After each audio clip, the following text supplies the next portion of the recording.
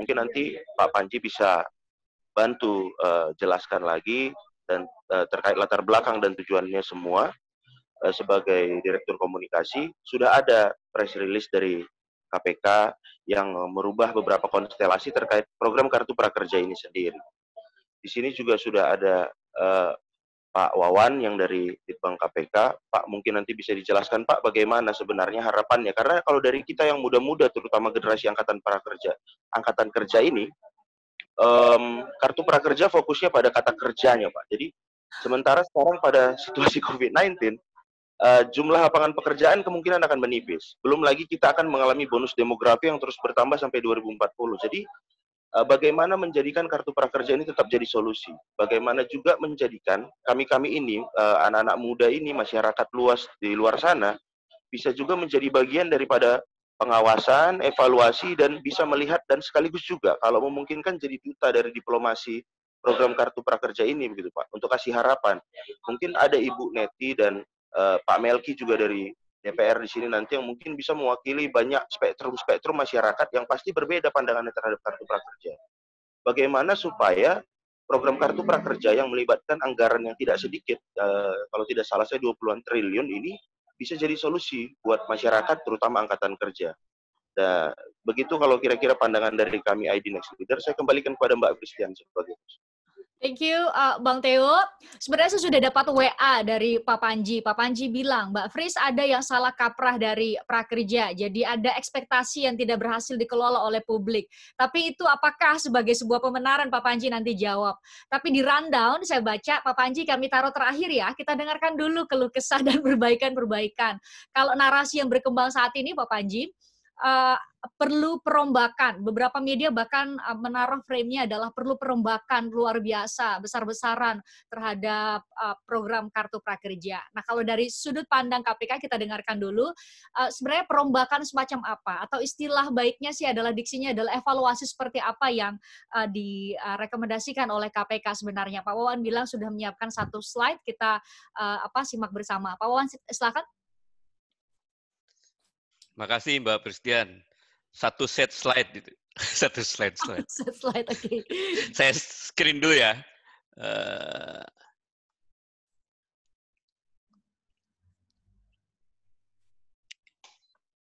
Sorry, sudah. Ternyata satu set slide, saudara, 7 ya, bukan satu slide. Mohon maaf, salah. Udah kelihatan belum? Sudah kelihatan, Pak. Oke. Baik, Pak Christian, terima kasih. Bu Neti, Pak Melki, Bang Theo tadi ya, kemudian Mas Panji. Assalamualaikum warahmatullahi wabarakatuh. Selamat siang, salam sejahtera untuk kita semua. Mudah-mudahan walaupun masih dalam AKB ya, adaptasi ke kehidupan baru, mudah-mudahan kita dalam sehat walafiat. Bapak dan Ibu sekalian, tentunya sebelumnya saya ingin memaparkan dulu sedikit mengenai tugas KPK. Ini juga yang perlu dipahami oleh semua pihak gitu kan ya. Dengan undang-undang yang baru itu, maka tugas KPK itu tambah satu sebenarnya. Kalau dulu cuma ada pencegahan, koordinasi, monitor, supervisi, lidiktut yang kita kenal dengan penindakan. Nah, tahun di pasal yang baru itu ada eksekusi, jadi 6 gitu kan sedianya. Nah, kami dari Litbang itu sebetulnya menjalankan pasal 6C, yaitu monitor. Dijelaskan lagi di pasal 9-nya, apa yang disebut dengan monitor yang dilakukan oleh Litbang ini adalah melakukan kajian terhadap sistem administrasi di seluruh pemerintahan yang ada, termasuk lembaga-lembaga negara. Kita atau kami, Litbang melakukan kajian itu, melihat dengan perspektif kami tentunya, apakah ada nggak celah korupsi gitu kan ya yang bisa digunakan oleh oknum-oknum tertentu atau mungkin juga menjadi potensi kerugian negara ke depannya. Nah, oleh sebab itu hasil kajian kami tentunya harus memberikan rekomendasi. Nanti rekomendasi kami berikan pada stakeholder terkait. Kemudian ya tentunya nanti harapannya sih itu dijalankan dengan baik. Nah, kalau misalkan suatu saat tidak dijalankan baik, kami juga bisa melaporkan kepada Presiden, DPR maupun BPK, gitu kan ya, bahwa kami sudah melakukan atau memberikan rekomendasi, tapi ternyata stakeholder terkait tidak berkoordinasi atau merespon dengan baik. Kira-kira seperti itu background-nya kenapa Litbang melakukan kajian. Jadi tugasnya adalah tugas monitor. Khusus COVID ini memang kami difokuskan di COVID. Sekarang ada 697,2 triliun yang dikelola untuk COVID ini. Salah satunya di dalamnya adalah ada kartu prakerja. Dulu sebelum COVID sebenarnya dana yang disiapkan itu adalah 10 triliun, tapi setelah COVID menjadi 20 triliun. Targetnya juga jadi 2 juta menjadi 3,5 sampai 5,6 juta itunya ya, apa namanya itu target pesertanya. Demikian juga komposisi pelaksanaannya yang dulu offline gitu, sekarang kebanyakan online gitu kan, karena apa namanya kondisi yang ada sekarang seperti itu.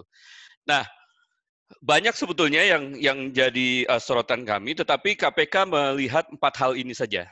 Yang pertama adalah masalah proses pendaftaran peserta, yang kedua nanti platform digital sebagai mitra kerja, yang ketiga konten pelatihannya, yang ketiga adalah pelaksanaannya sendiri. Saya sih sama Pak Panji sebetulnya sudah beberapa kali ketemu gitu kan ya untuk mendiskusikan beberapa hal ini, karena kami juga selain memberikan rekomendasi, kami juga harus memberikan dukungan agar rekomendasi ini bisa dijalankan. Yang pertama adalah terkait dengan proses pendaftaran peserta. Dengan COVID ini, kami mendapatkan data dari Kemenaker dan BPJS TK atau mungkin BP Jamsostek sekarang, itu ada 1,7 peserta mereka, itu kan ya, yang tergabung dalam beberapa kementerian tadi, itu yang terkena dampak COVID-19 ini. Oleh sebab itu, kami dorong sebetulnya, yang 1,7 juta ini menjadi prioritas. Menjadi whitelist lah istilahnya ya, whitelist untuk menjadi peserta program Kartu Prakerja di sini. Kemudian untuk verifikasi keberadaan dan kebenaran dari data itu sendiri, tentunya kami harapkan adalah penggunaan optimalisasi penggunaan NIK yang dimiliki oleh Dukcapil. Itu bisa digunakan untuk apa namanya itu mencek kebenaran dan keberadaan dari peserta itu sendiri. Gitu ya. Itu terkait dengan pendaftaran. Kemudian yang kedua, platform digital sebagai mitra kerja. Di situ kami lihat, karena ini menggunakan APBN, maka penunjukan platform itu juga harus menggunakan aturan-aturan yang ada, gitu kan sini ya. Setelah kami cek ke sana kemari, gitu kan, ini ada kekosongan nih. Nah, agar ini tidak kekosongan ke depan supaya tidak terjadi masalah, maka kami mohon kepada PMO dan komite waktu itu untuk coba melihat lagi kekosongan hukum penggunaan APBN untuk platform di sini, gitu kan ya ini. Kalau memang belum ada hukumnya, ya harus ada, pegangannya harus ada. Gitu. Lalu yang kedua adalah terkait dengan tadi yang sudah disinggung mungkin ya ini. Kita lihat dari 8 platform yang ada di situ itu, 5 platform itu di bawahnya itu terlibat juga apa namanya itu katakanlah para lembaga-lembaga pelatihan yang masih di bawah platform itu sendiri. Nanti datanya kami punya juga di sini. Nah, sehingga kemudian kami lihat juga platform ini juga mengiklankan lembaga pelatihan yang ada di bawah platform mereka sendiri gitu ya. Nah, oleh sebab itu tentunya ini menjadi concern kami terkait dengan konflik of interest tadi gitu kan sini ya ini. Lalu yang kedua tadi terkait dengan kontennya sekarang. Di dalam konten itu sendiri itu kita lihat, kita diskusi dengan para pakar yang paham dengan masalah pelatihan gitu sini. Dari 1.800 sekian pelatihan yang ada di dalam Kartu Prakerja yang sekarang itu, menurut mereka itu hanya 24% saja kontennya yang memang layak disebut dengan pelatihan gitu ya sini ini. Sehingga sisanya itu tidak layak dianggap sebagai pelatihan. Dari 24% itu sendiri juga kalau kita pilah lagi itu hanya 50% yang bisa dilakukan pelatihannya lewat online. Jadi sisanya itu juga harus ada offline atau mungkin kombinasi dari kedua hal tersebut gitu ya sini ya ini. Kemudian dari program pelaksanaan Kartu Prakerja kami melihat juga ada beberapa hal di sini. Jadi kalau kita lihat yang pertama tadi terkait kontennya yang sebetulnya harusnya dilakukan secara interaktif. Gitu kan. Ada beberapa yang memang sudah melakukan interaktif, yang lain masih belum interaktif. Artinya dalam pelaksanaan Kartu Prakerja ini orang bisa saja katakanlah dalam bentuk video dia play, udah tinggalin aja udah bisa itu kan sini ya ini. Lalu kita juga lihat bahwa untuk mengkurasi apa namanya itu lembaga pelatihan di bawah ini harusnya melibatkan memang orang-orang atau lembaga-lembaga yang memang kompeten di bidang apa namanya itu sertifikasi dalam pelatihan itu sendiri gitu sini. Kemudian dalam insentif tadi, kita beberapa data yang kita dapatkan bahwa ada peserta yang tidak melengkapi pelatihannya, tapi juga dia mendapatkan insentif. Jadi insentifnya dia dapatkan dalam bentuk tadi bulanannya yang 600.000 per bulan, tetapi kalau kita lihat ternyata pelatihannya juga tidak dilaksanakan seluruhnya gitu kan, baru sebagian tapi sudah mendapatkan insentif gitu kan sini. Nah, kemudian dari beberapa hal itu, maka sebetulnya kami sudah memberikan beberapa rekomendasi waktu kemarin karena yang 3 batch ini sudah jalan gitu kan ya. Nah, rekomendasi kami kemarin itu adalah bahwa batch keempat ini harus dihentikan dulu lah. Jangan sampai terus-menerus keterlanjuran ini sambil diperbaiki dulu batch 1 sampai batch 3 terakhir itu seperti apa. Jadi batch 4-nya kita hentikan sambil memperbaiki batch 1, 2, dan 3. Nah, respon dari komite waktu itu sudah membentuk tim, kemudian juga sudah menghentikan yang batch keempat ini dan mengevaluasi 1, 2, 3 batch terakhir itu di sini. Lalu rekomendasi yang lain yang kami berikan sebetulnya adalah yang pertama tadi, mendorong supaya yang tadinya aktif peserta mendaftar, tapi ini yang 1,7 peserta yang terdampak COVID tadi, dasarnya dari Kemenaker dan BP Jam Sostek tadi yang sudah terverifikasi oleh mereka, harusnya itu secara pasif gitu kan ya, didorong supaya menjadi peserta kartu prakerja ini. Lalu penggunaan NIK tadi sebagai identifikasi, tentunya identifikasi peserta untuk keberadaan dan kebenaran dari peserta itu bisa digunakan NIK di sini. Terkait legal opinion itu juga perlu dimintakan gitu di sini. Lalu tadi dari sekian banyak yang diduga gitu kan ya, ini diduga konflik kepentingan tadi ada beberapa yang peserta lembaga pelatihan yang di bawah platformnya itu mendingan dikeluarin gitu kan. Kalaupun mau dia daftarnya di platform yang lain, jangan di platform induknya gitu kan ya, mendingan di luar platform itunya. Kemudian tadi kurasi itu sebaiknya memang dilakukan oleh yang kompeten, gitu kan ya. Ini dalam hal ini kita melibatkan harusnya BNSP dan untuk melihat bagaimana sebenarnya standar materi pelatihan atau sertifikasi yang perlu dilakukan itu seperti apa, itu kan sini ini. Kemudian sebagaimana yang kita lihat juga bahwa banyak materi-materi yang sebenarnya sudah ada juga di YouTube atau gratis gitu. Nah, ini mungkin perlu dilihat lagi gitu kan ya. Kalau memang persis benar gitu kan yang di YouTube yang gratis dan lain-lain ya sudah itu dikeluarkan saja gitu kan sini ya ini. Nah, karena ini satu yang terakhir adalah bahwa ini adalah karena COVID gitu di sini, maka dilakukan tadi oleh PMO dan lain-lain. Nah, harapannya ke depan kalau ini sudah menjadi program yang terus-menerus, tidak hanya karena COVID, ya harusnya KPK sih merekomendasikan dikembalikan lagi implementasi program ini pada kementerian yang memang relevan dengan kegiatan ini. Kira-kira seperti itu dulu, Mbak Christian dari saya. Terima kasih.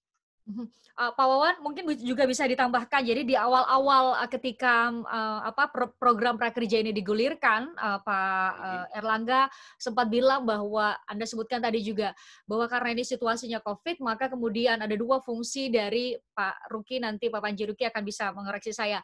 2 fungsi dari kartu prakerja. Jadi sebagai jaringan pengaman sosial dan juga selain sebagai fungsi awalnya ya prakerja, yaitu untuk bisa menciptakan mereka-mereka yang siap kerja.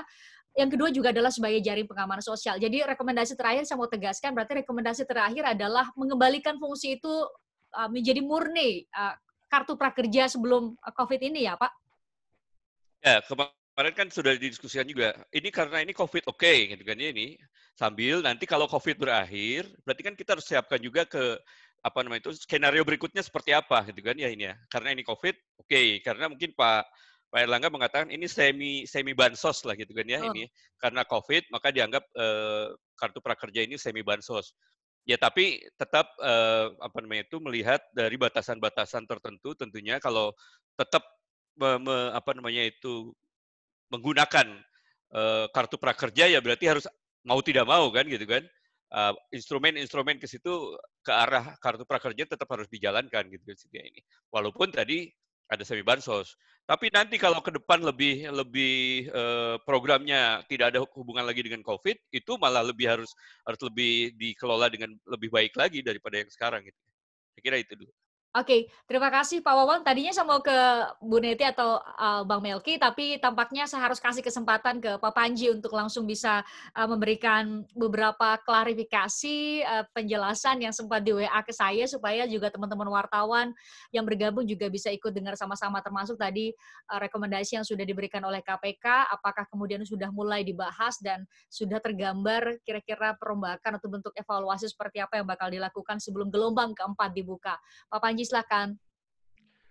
Terima kasih Mbak Fristian. Terima kasih Pak Wawan tadi paparannya. Ya, selamat siang teman-teman semua, Bu Neti, Pak Melki, dan rekan-rekan narasumber yang lain.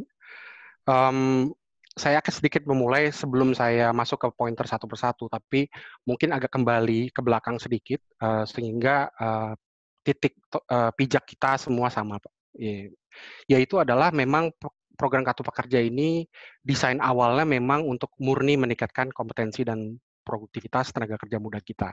Karena mengenai masalah angka pengangguran di mana mayoritas atau lebih dari 50% itu adalah berumur 18 sampai 24. Nah, Presiden itu ingin mencoba cara-cara baru dalam melayani masyarakat dengan memberikan, dalam hal ini memberikan kuasa kepada para penerima manfaat dan juga menggunakan jalur-jalur digital. Ini satu nafas sebetulnya menurut saya dengan amanat penanggulangan korupsi.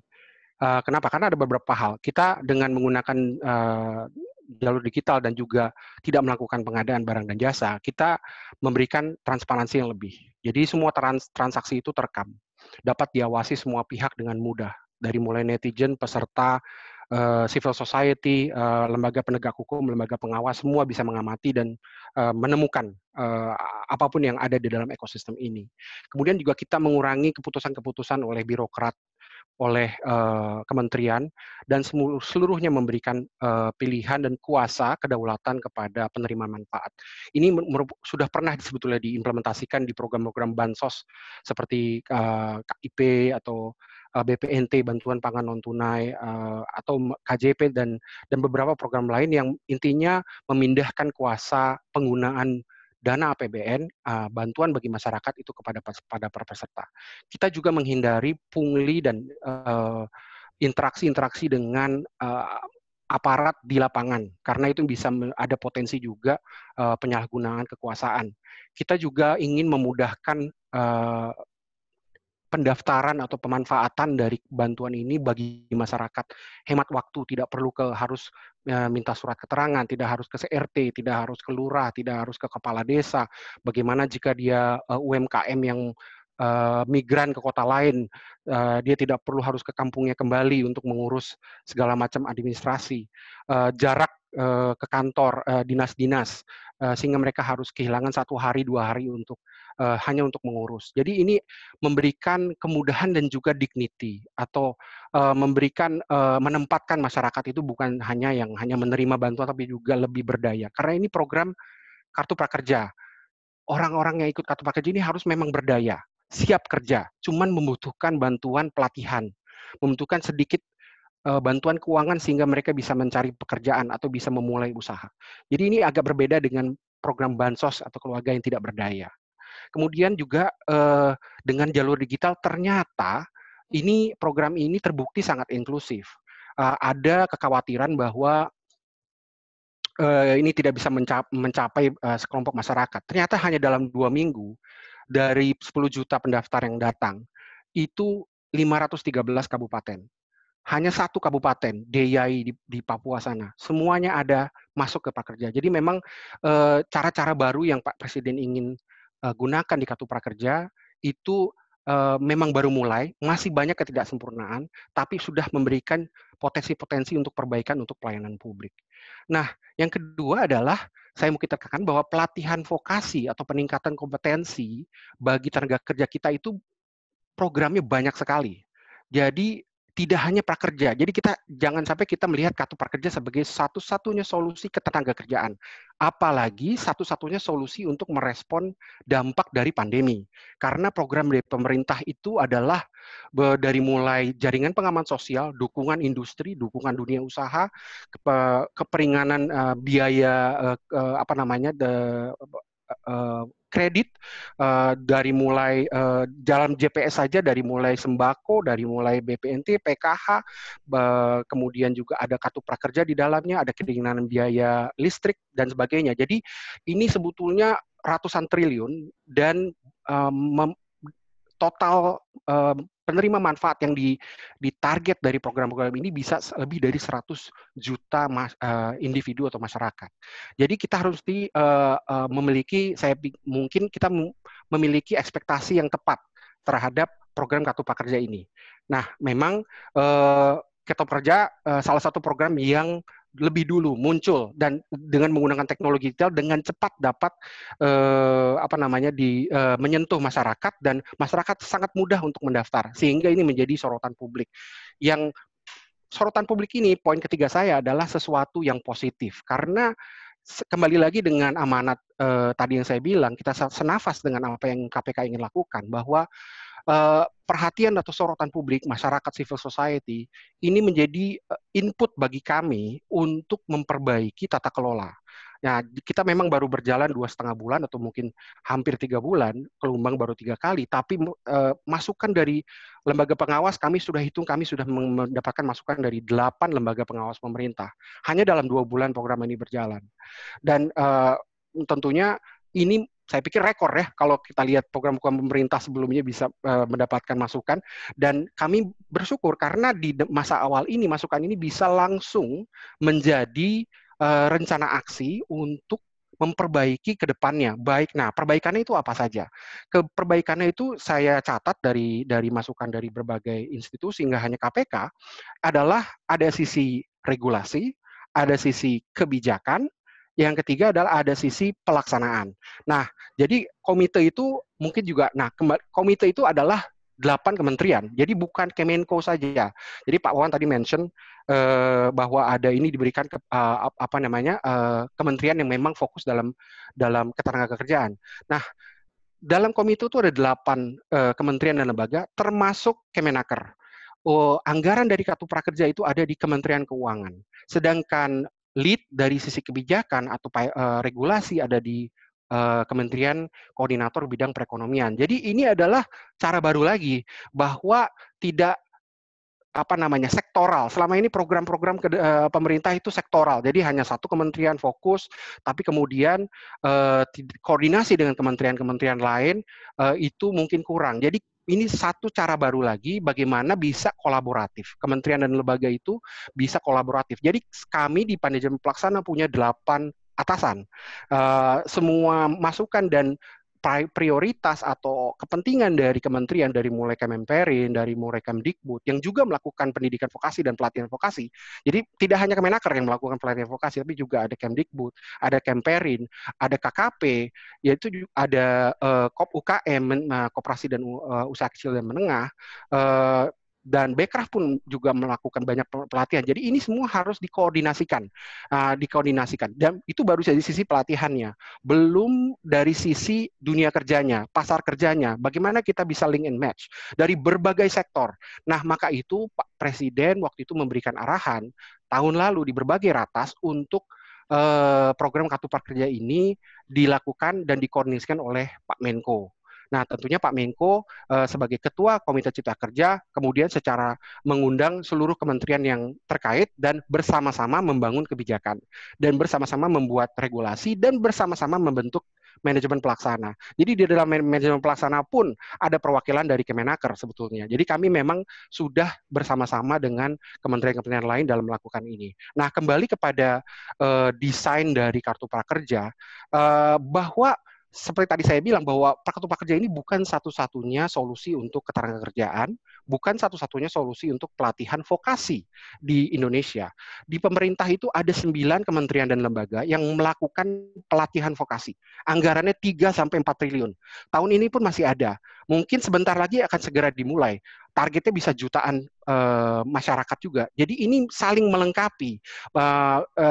Pelatihan yang sifatnya lebih fokus kepada sektor-sektor yang sudah ada diprioritaskan oleh pemerintah itu bisa dilakukan dalam payung hukum atau koridor pelatihan vokasi yang diselenggarakan oleh pemerintah. Sedangkan Kartu Prakerja melengkapi dengan memberikan kuasa kepada penerima manfaat untuk mencoba pelatihan-pelatihan untuk era baru. Pelatihan-pelatihan yang lebih istilahnya kekinian, yang lebih bisa diaplikasikan, yang sifatnya lebih fleksibel, karena mengikuti kepada situasi kondisi perekonomian. Saya berikan contoh, dengan adanya pandemi ini, banyak sekali tadi Mas dari Next Leader tepat sekali bilang bahwa pekerjaan sulit. Kami pun bertanya kepada para penerima manfaat melalui survei independen bahwa bagaimana dengan kondisi pekerjaan. Waktu Januari, mereka 80% punya pekerjaan. Bulan Mei kami tanya lagi melalui survei, hampir 6.000 orang peserta, hanya 23% yang saat ini masih memiliki pekerjaan. Jadi memang kondisi ini adalah perlu direspon dan segera oleh pemerintah itu memiliki berbagai cara untuk meresponnya. Kartu Prakerja perannya apa? Perannya sekarang ada dua. Pertama, membawa misi kemanusiaan, memberikan bantuan sosial melalui insentif tadi yang bisa digunakan untuk biaya modal usaha, biaya untuk meringankan biaya hidup dan sebagainya. Yang kedua adalah memberikan kesempatan kepada tenaga kerja kita, terutama prioritas bagi yang terdampak pada pandemi dan wirausaha dan juga tenaga kerja muda, untuk meningkatkan keterampilan sambil mereka menunggu pada saat pekerjaan itu sekarang tidak ada. Jadi ini justru saat yang tepat untuk meningkatkan keterampilan dan menyiapkan diri untuk di saat perekonomian semoga bisa kembali. Bahkan tidak hanya itu, kami juga melakukan survei dan ternyata banyak sekali peserta kita yang itu mempelajari keterampilan-keterampilan yang sifatnya segera diaplikasikan, yaitu dengan wirausaha, usaha kecil-kecilan. Banyak sekali yang kemudian either apakah itu bisnis kuliner, apakah itu bisnis dalam perdagangan online, e-commerce yang memang masih relatif dibandingkan perdagangan konvensional, masih hidup, masih bisa ada pertumbuhan. Walaupun sudah tidak sebanding dengan tahun lalu tentunya. Tapi ini menjadi opportunity buat adik-adik, teman-teman yang ikut mengikuti Kartu Prakerja untuk mencoba pekerjaan baru, mungkin bukan bekerja di kantor, karena ini memang kondisi yang sudah pagebluk ini udah tidak normal, tidak seperti sebelumnya, tapi mencoba usaha-usaha baru sebagai wirausaha, entrepreneur, apakah itu perdagangan atau produksi. Jadi ini kami sedang pelajari, evaluasi bagaimana kita bisa memastikan pelatihan yang ada di dalam Kartu Prakerja ini kemudian bisa mendorong lebih banyak lagi kewirausahaan atau paling tidak pekerjaan yang sifatnya mandiri. Jadi tidak perlu harus bekerja dengan perusahaan, tapi sifatnya mandiri, apakah itu freelancer, apakah itu pekerjaan-pekerjaan yang sifatnya jasa, penyedia jasa dan lain-lain yang bisa di-enable dengan let's say e-commerce yang masih bisa berjalan. Nah, itu menjadi salah satu masukan dari dan hasil evaluasi dari pelaksanaan dalam 2-3 bulan terakhir. Nah, karena misi program Kartu Prakerja ini sekarang tidak murni lagi meningkatkan kompetensi dan produktivitas, maka kami sangat mengerti bahwa sulit memenuhi dua objektif yang bisa saya katakan tidak untuk mengoptimalkan satu tujuan belum tentu bisa optimal di tujuan yang kedua. Nah, ini adalah makanya perlu ada kompromi dan alokasi bagaimana kita bisa membalance kebutuhan bantuan bagi biaya hidup dan juga tapi memberikan tetap sesuai dengan amanat Perpres, tetap memberikan pelatihan supaya mereka bisa meningkatkan keterampilan atau bisa berwirausaha. Nah, Komite Cipta Kerja meresponnya dengan mengurangi bantuan pelatihan 5 kali lipat lebih kecil dan meningkatkan insentif 5 kali lipat lebih besar. Nah, kemudian selain itu prioritas bagi target sasaran peserta juga lebih di-refine atau lebih dipertajam dengan tadi yang Pak Wawan bilang bagaimana Kementerian Tenaga Kerjaan misalnya bisa mendata dan kemudian memberikan usulan kepada PMO untuk segera diberikan Kartu Prakerja karena itu sudah terverifikasi dan sebagainya. Nah, kami juga menggunakan data-data tidak hanya dari Kemenaker, tapi dari berbagai kementerian yang memang punya stakeholder masing-masing gitu, dari berbagai sektor. Nah, ini semua diprioritaskan. Mereka lebih dari 80%, dekat dengan 90% itu akan diprioritaskan bagi mereka yang memang sudah terdata oleh kementerian. Nah, masalahnya bagaimana? Masalahnya adalah dari yang sudah didata oleh kementerian, terutama oleh Kemenaker, dari 1,7 juta, ternyata baru 140.000 yang sudah mendaftar di daring. Nah, masukan dari KPK adalah untuk kita lebih jemput bola dan menggunakan cara lain, yaitu pendaftaran secara luring, seperti layaknya sebelumnya. Nah, untuk pendaftaran secara luring ini, kami harus merevisi peraturan presiden. Karena Pak Perpres itu membilang bahwa pendaftaran di Kartu Prakerja itu harus daring. Nah, maka itulah evaluasi atau penundaan dari gelombang, pembukaan gelombang 4, juga penundaan pembayaran, itu dilakukan karena komite memilih untuk, oke, kita mendapatkan banyak masukan, mana yang itu payung hukum, mana yang itu kebijakan, mana yang pelaksanaan. Nah, ternyata ini memang masukan-masukan yang sangat komprehensif, kami apresiasi, dan saran dalam proses untuk perubahan-perubahan kebijakan maupun payung hukum. PMO sedang dalam proses untuk meningkatkan kapasitas sehingga kami bisa meningkatkan kualitas maupun meningkatkan layanan, sehingga keluhan-keluhan yang selama ini masyarakat sampaikan kepada kami dari berbagai channel sehingga kami bisa atasi. Nah, untuk itu kami berkomitmen untuk terus bekerja sama dengan KPK dan BPKP dan BPK sekarang sudah mulai juga. Kita akan membuat rencana aksi bersama.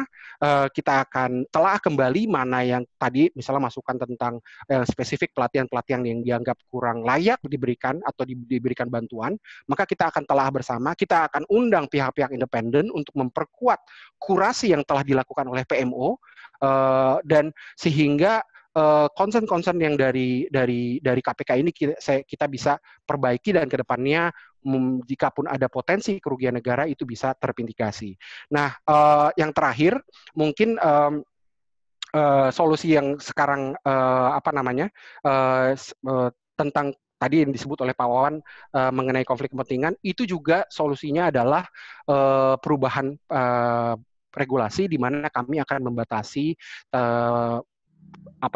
lembaga pelatihan yang bisa menjual produk pelatihan di platform digital. Itu kembali adalah keputusan kebijakan dan membutuhkan perubahan regulasi. Jadi memang ini tidak bisa dalam sehari kita bisa perbaiki semua. Ada yang bisa kami perbaiki dengan quick win, dengan cepat. Ada yang harus kami membutuhkan persiapan, misalnya pendaftaran luring, itu harus disiapkan di lapangan. Aparatnya mesti siap, prasarananya mesti siap, sarananya mesti siap, akses internet di kantor-kantor mesti siap, SOP dan sebagainya mesti siap, sehingga kita dengan cepat bisa menangkap 1,7 juta ini, dengan cepat bisa mendapatkan kartu prakerja. Demikian Mbak Fristian, banyak sekali yang bisa saya share, tapi mungkin untuk poin-poin utamanya demikian. Terima kasih. Pak Panji mungkin juga bisa ditegaskan, mungkin teman-teman wartawan juga menantikan ini. Gelombang 4 dengan tadi Pak Panji bilang bahwa saat ini tengah ada digodok proses banyak evaluasi yang disampaikan oleh banyak lembaga termasuk juga KPK. Adakah target atau setidaknya sudah ditetapkan waktu gelombang 4 kita akan buka kapan? Kira-kira dalam situasi seperti apa, sehingga juga mungkin bisa memberikan kepastian bagi mereka yang tengah menanti prakerja berikutnya dibuka kapan gitu. Iya, jadi Pak Menko dalam rapat komite menegaskan bahwa kita harus pastikan payung hukumnya sudah diupdate.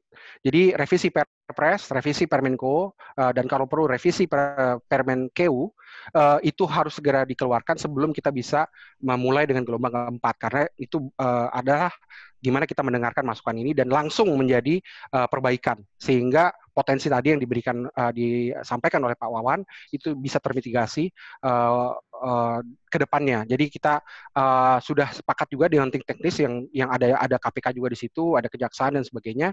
Kita melakukan verifikasi sedikit untuk gelombang 1 dan 3, namun itu akan terus berjalan karena memang payung hukum untuk gelombang 1 dan 3 itu masih berlaku sampai sekarang, namun untuk gelombang keempat itu dengan payung hukum baru, kebijakan baru, dan mengikuti masukan-masukan dari lembaga pengawas.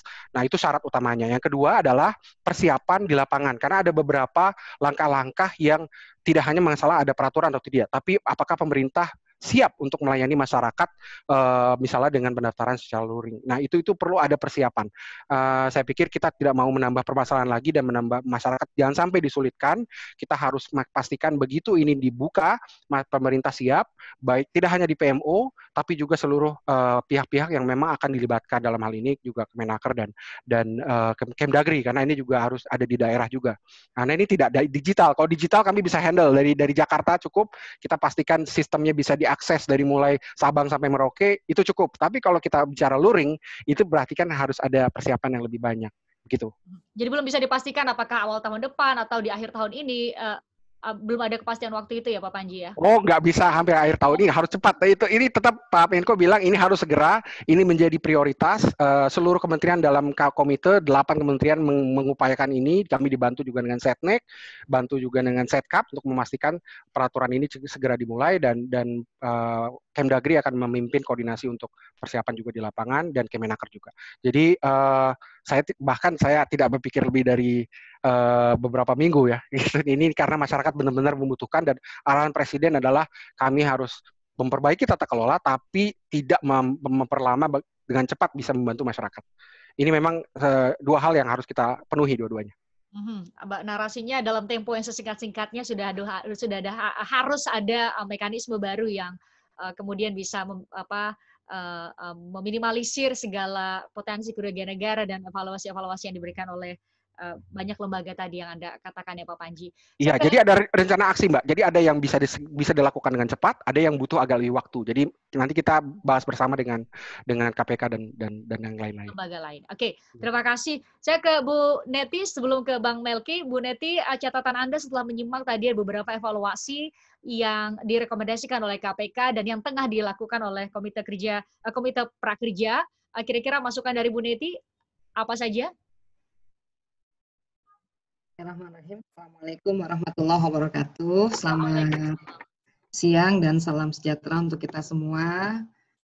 Terima kasih Mbak Fris atas undangannya. Juga Bang Theo ini dari ID Next Leader. Tentu saja para narasumber, Pak Wawan, Mas Panji. Last but not least ini sahabat saya sebetulnya, Bang Melki. Ini makanya saya bilang Mbak Fris ini salah ngundang nih, jeruk makan jeruk sesama Komisi 9 suruh ngomongin kartu prakerja. Ya, tapi tentu saja saya dalam kesempatan siang hari ini ingin menyampaikan beberapa poin yang sebetulnya juga ini menjadi temuan empirik ya ketika kita turun ke lapangan bertemu dengan masyarakat, ada banyak hal yang mereka sampaikan terkait dengan kartu prakerja. Tadi Mbak Fris WhatsApp saya jam berapa tuh? Bu, kalau ada materi, saya mungkin ini aja ya, cuma menambahkan aja supaya kita punya gambaran bahwa kalau kita bicara tentang, tadi Pak Wawan juga sudah menyebutkan ya, kita punya angkatan kerja yang besar, seperti itu. Termasuk kalau kita bicara tentang serapan tenaga kerja di berbagai sektor, kita bisa melihat ya petanya seperti ini. Jadi kalau kemudian kita mau tahu apa sih yang kemudian menjadi kontributor terbesar menyerap tenaga kerja, ya itu sektor pertanian, kehutanan, dan perikanan. Ya. Nah ini profil ketenagakerjaan Indonesia. Jadi artinya kalau kemudian kita bicara profil angkatan kerja kita, memang masih didominasi kelompok lulusan SD ke bawah ya, seperti itu. Itu menempati angka yang sangat besar di antara jenjang pendidikan yang lain. Termasuk kita juga punya masalah yaitu ketidaksesuaian pendidikan dengan pekerjaan ya. Jadi permasalahan link and match ini kerap mewarnai diskusi dan rapat-rapat di Komisi 9 ya, utamanya dengan Kementerian Ketenagakerjaan Republik Indonesia.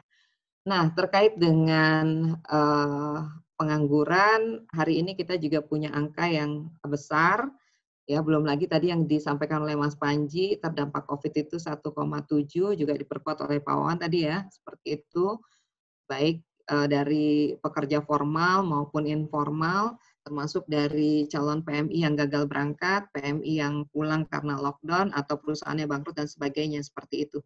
Jadi ini gambaran atau potret ketenagakerjaan kita baik sebelum maupun sesudah terjadi pandemi COVID ini, ya.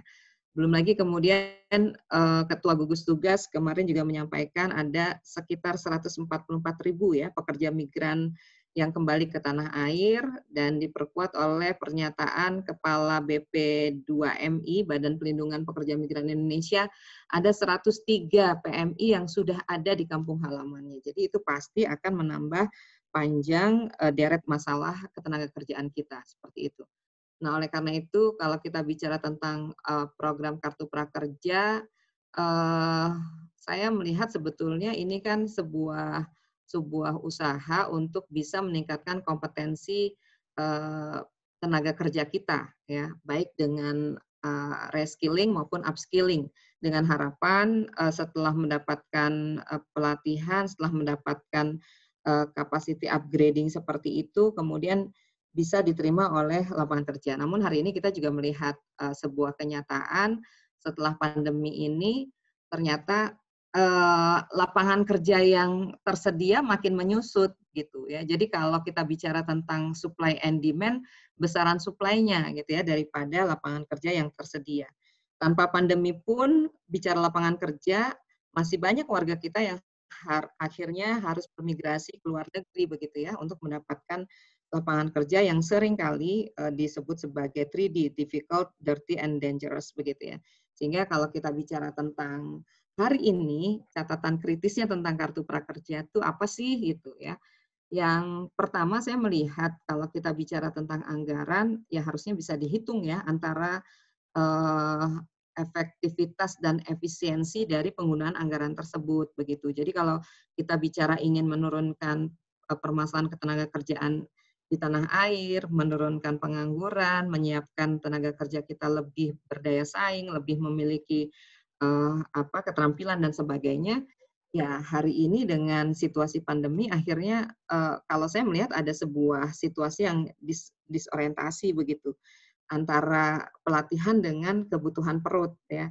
Jadi artinya kita harus mengatakan pelatihan ini akhirnya tidak efektif karena banyak pekerja yang sebetulnya ya lebih berharap mendapatkan insentif yang Rp600.000 daripada pelatihan.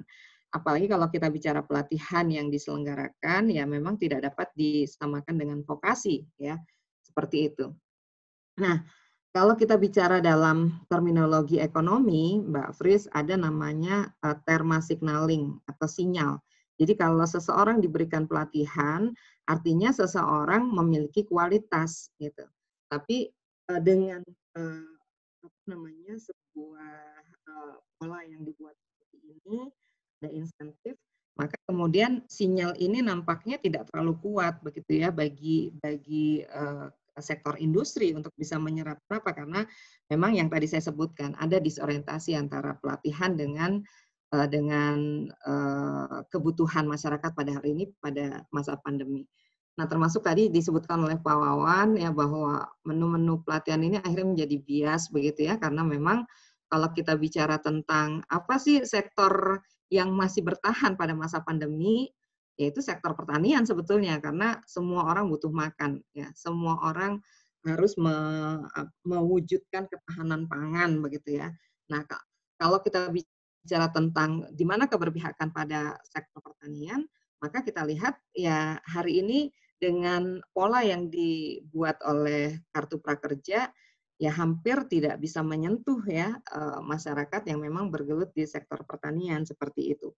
Ya, jadi artinya kalau kita bicara pelatihannya melalui daring, ya pelatihannya dengan menggunakan akses internet, maka ini juga menjadi catatan ya, di mana rasa keadilan karena kemudian akses internet itu ya tidak dapat dinikmati oleh banyak warga negara Indonesia di berbagai pelosok ya, bahkan disampaikan oleh Kementerian Komunikasi dan Informatika ada sekitar 12.000 desa ya yang belum bisa memanfaatkan internet. Jadi artinya ini juga menjadi catatan ya buat program Kartu Prakerja, bahwa ternyata kalau kita bicara tentang bahwa anggaran ini adalah instrumen ideologis untuk mendekatkan tujuan bernegara yang kemudian mengedepankan prinsip keadilan, termasuk juga mewujudkan keadilan sosial bagi seluruh rakyat Indonesia, ya ini ada catatan kritis ya kalau menurut saya dari mekanisme yang diselenggarakan dalam program Kartu Prakerja. Seperti itu. Termasuk yang kemudian ramai ya di media, begitu ya, termasuk juga memicu perdebatan, bahkan warganet juga banyak bereaksi, adalah ketika muncul 8 platform digital ya, yang kemudian menjadi penyedia modul-modul pelatihan bagi penerima manfaat dari Kartu Prakerja. Jadi artinya saya harus menggarisbawahi memang kita tidak dapat menutup mata ada konflik kepentingan di dalamnya, termasuk juga ya kalau teman-teman mengatakan ini sangat potensial ada moral hazard begitu karena sejumlah pemiliknya adalah pejabat negara meskipun sebagiannya sudah mengundurkan diri dan sebagainya. Nah ini juga menjadi catatan kritis yang harus bisa kita jawab dan menjadi satu pembelajaran ya buat kita semua bagaimana caranya untuk bisa menyelenggarakan sebuah program yang memang betul-betul tadi bisa diukur ya, bisa diukur output-nya, outcome-nya seperti itu. Jadi kalau output dan outcome-nya itu tadi yang saya sebutkan menurunkan pengangguran, kemudian juga bisa meningkatkan kompetensi dan sebagainya, maka hari ini saya harus mengatakan apakah program ini dilanjutkan atau dihentikan? Ya sebelum dilanjutkan ada baiknya memang harus dievaluasi begitu ya. Tentu dengan harapan ketika dievaluasi maka semua pihak bisa menyampaikan apa saja catatan-catatan terhadap penyelenggaraan program Kartu Prakerja. Mulai dari pendaftaran ya, saya ke Dapil itu keluhannya kami nggak bisa masuk Bu, atau kalaupun sudah masuk tiba-tiba nggak tahu nih kelanjutannya apa dan sebagainya. Ya, jadi dari pendaftaran saja itu sudah menuai banyak masalah seperti itu. Belum lagi penunjukan mitra, termasuk juga metode pelaksanaannya ya yang kemudian banyak sekali kritik-kritik yang disampaikan oleh warganet terkait dengan metode pelaksanaan pelatihan ya. Termasuk tambahan dari saya tadi bahwa ternyata tidak semua orang ya bisa mengakses pelatihan yang diselenggarakan daring tadi begitu. Artinya kalau kemudian kita berbicara tentang prinsip keadilan ya seharusnya ini juga bisa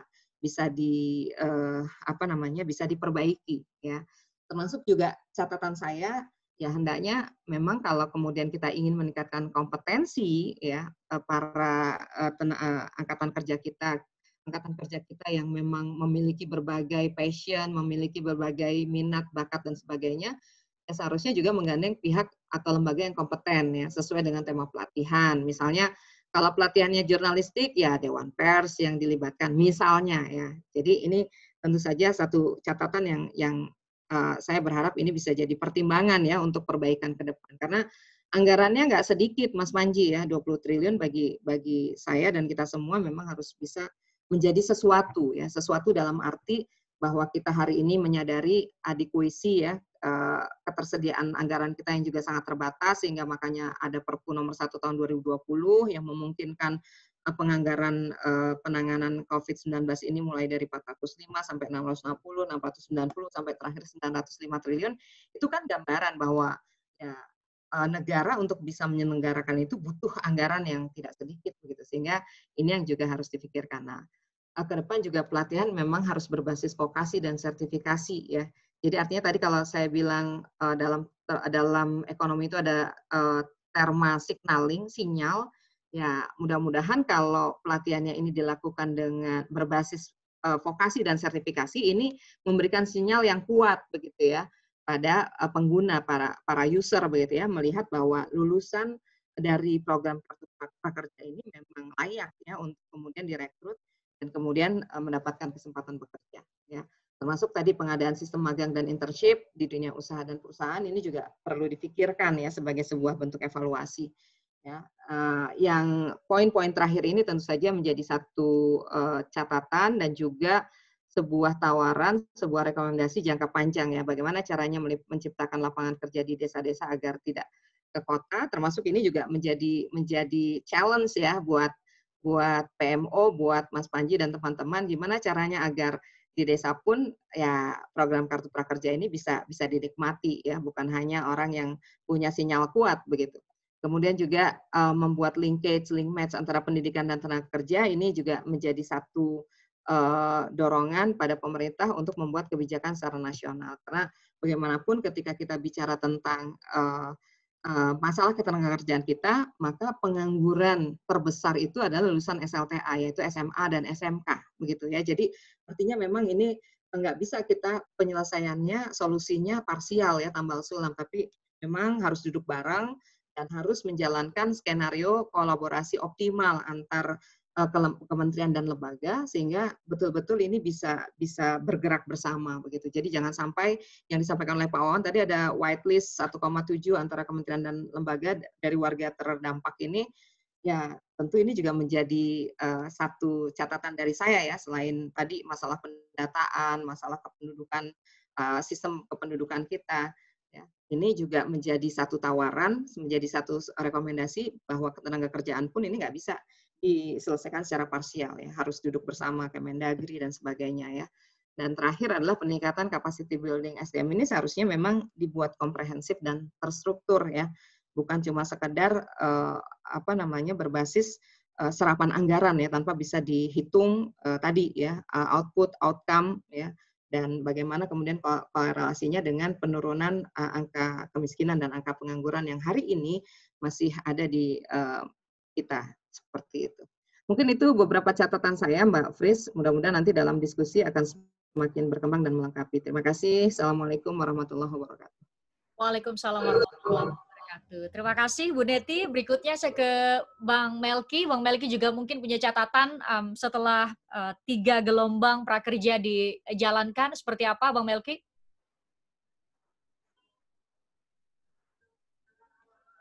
Bang Melki? Nah, harusnya masih join sih ada beliau. Halo Bang Melki. Coba saya. Masih mute itunya ya, mic-nya itu. Nah, udah. Sudah. Ada catatan dari Bang Melki? Terima kasih Mbak Christian, Bung Theo sebagai yang tadi memberikan pengantar awal dan semua pembicara. Pak dari KPK, Mas Panji, PMI, dan saya di Komisi 9, Mbak Neti. Assalamualaikum warahmatullahi wabarakatuh. Salam, salve, Om Swastiastu, Namo Buddhaya, salam kebajikan. Pertama, terima kasih Mbak Christian. Ini saya tahu jurnalis, juga saya sudah sekat anak bangsa ini, membuat diskusi yang menjadi perhatian publik terkait produk prakerja, dan saya kira ini baik untuk kita bisa ngobrol. Saya langsung saja karena secara substansi dari Komisi 9 tadi Mbak Neti sudah banyak menyampaikan, dan Mbak Neti sendiri salah satu yang saya tahu konsisten betul untuk mendorong agar substansi pembahasan kartu prakerja bisa berjalan dengan baik di Komisi 9. Nah, saya ingin menggambarkan dari sisi yang lain, dari aspek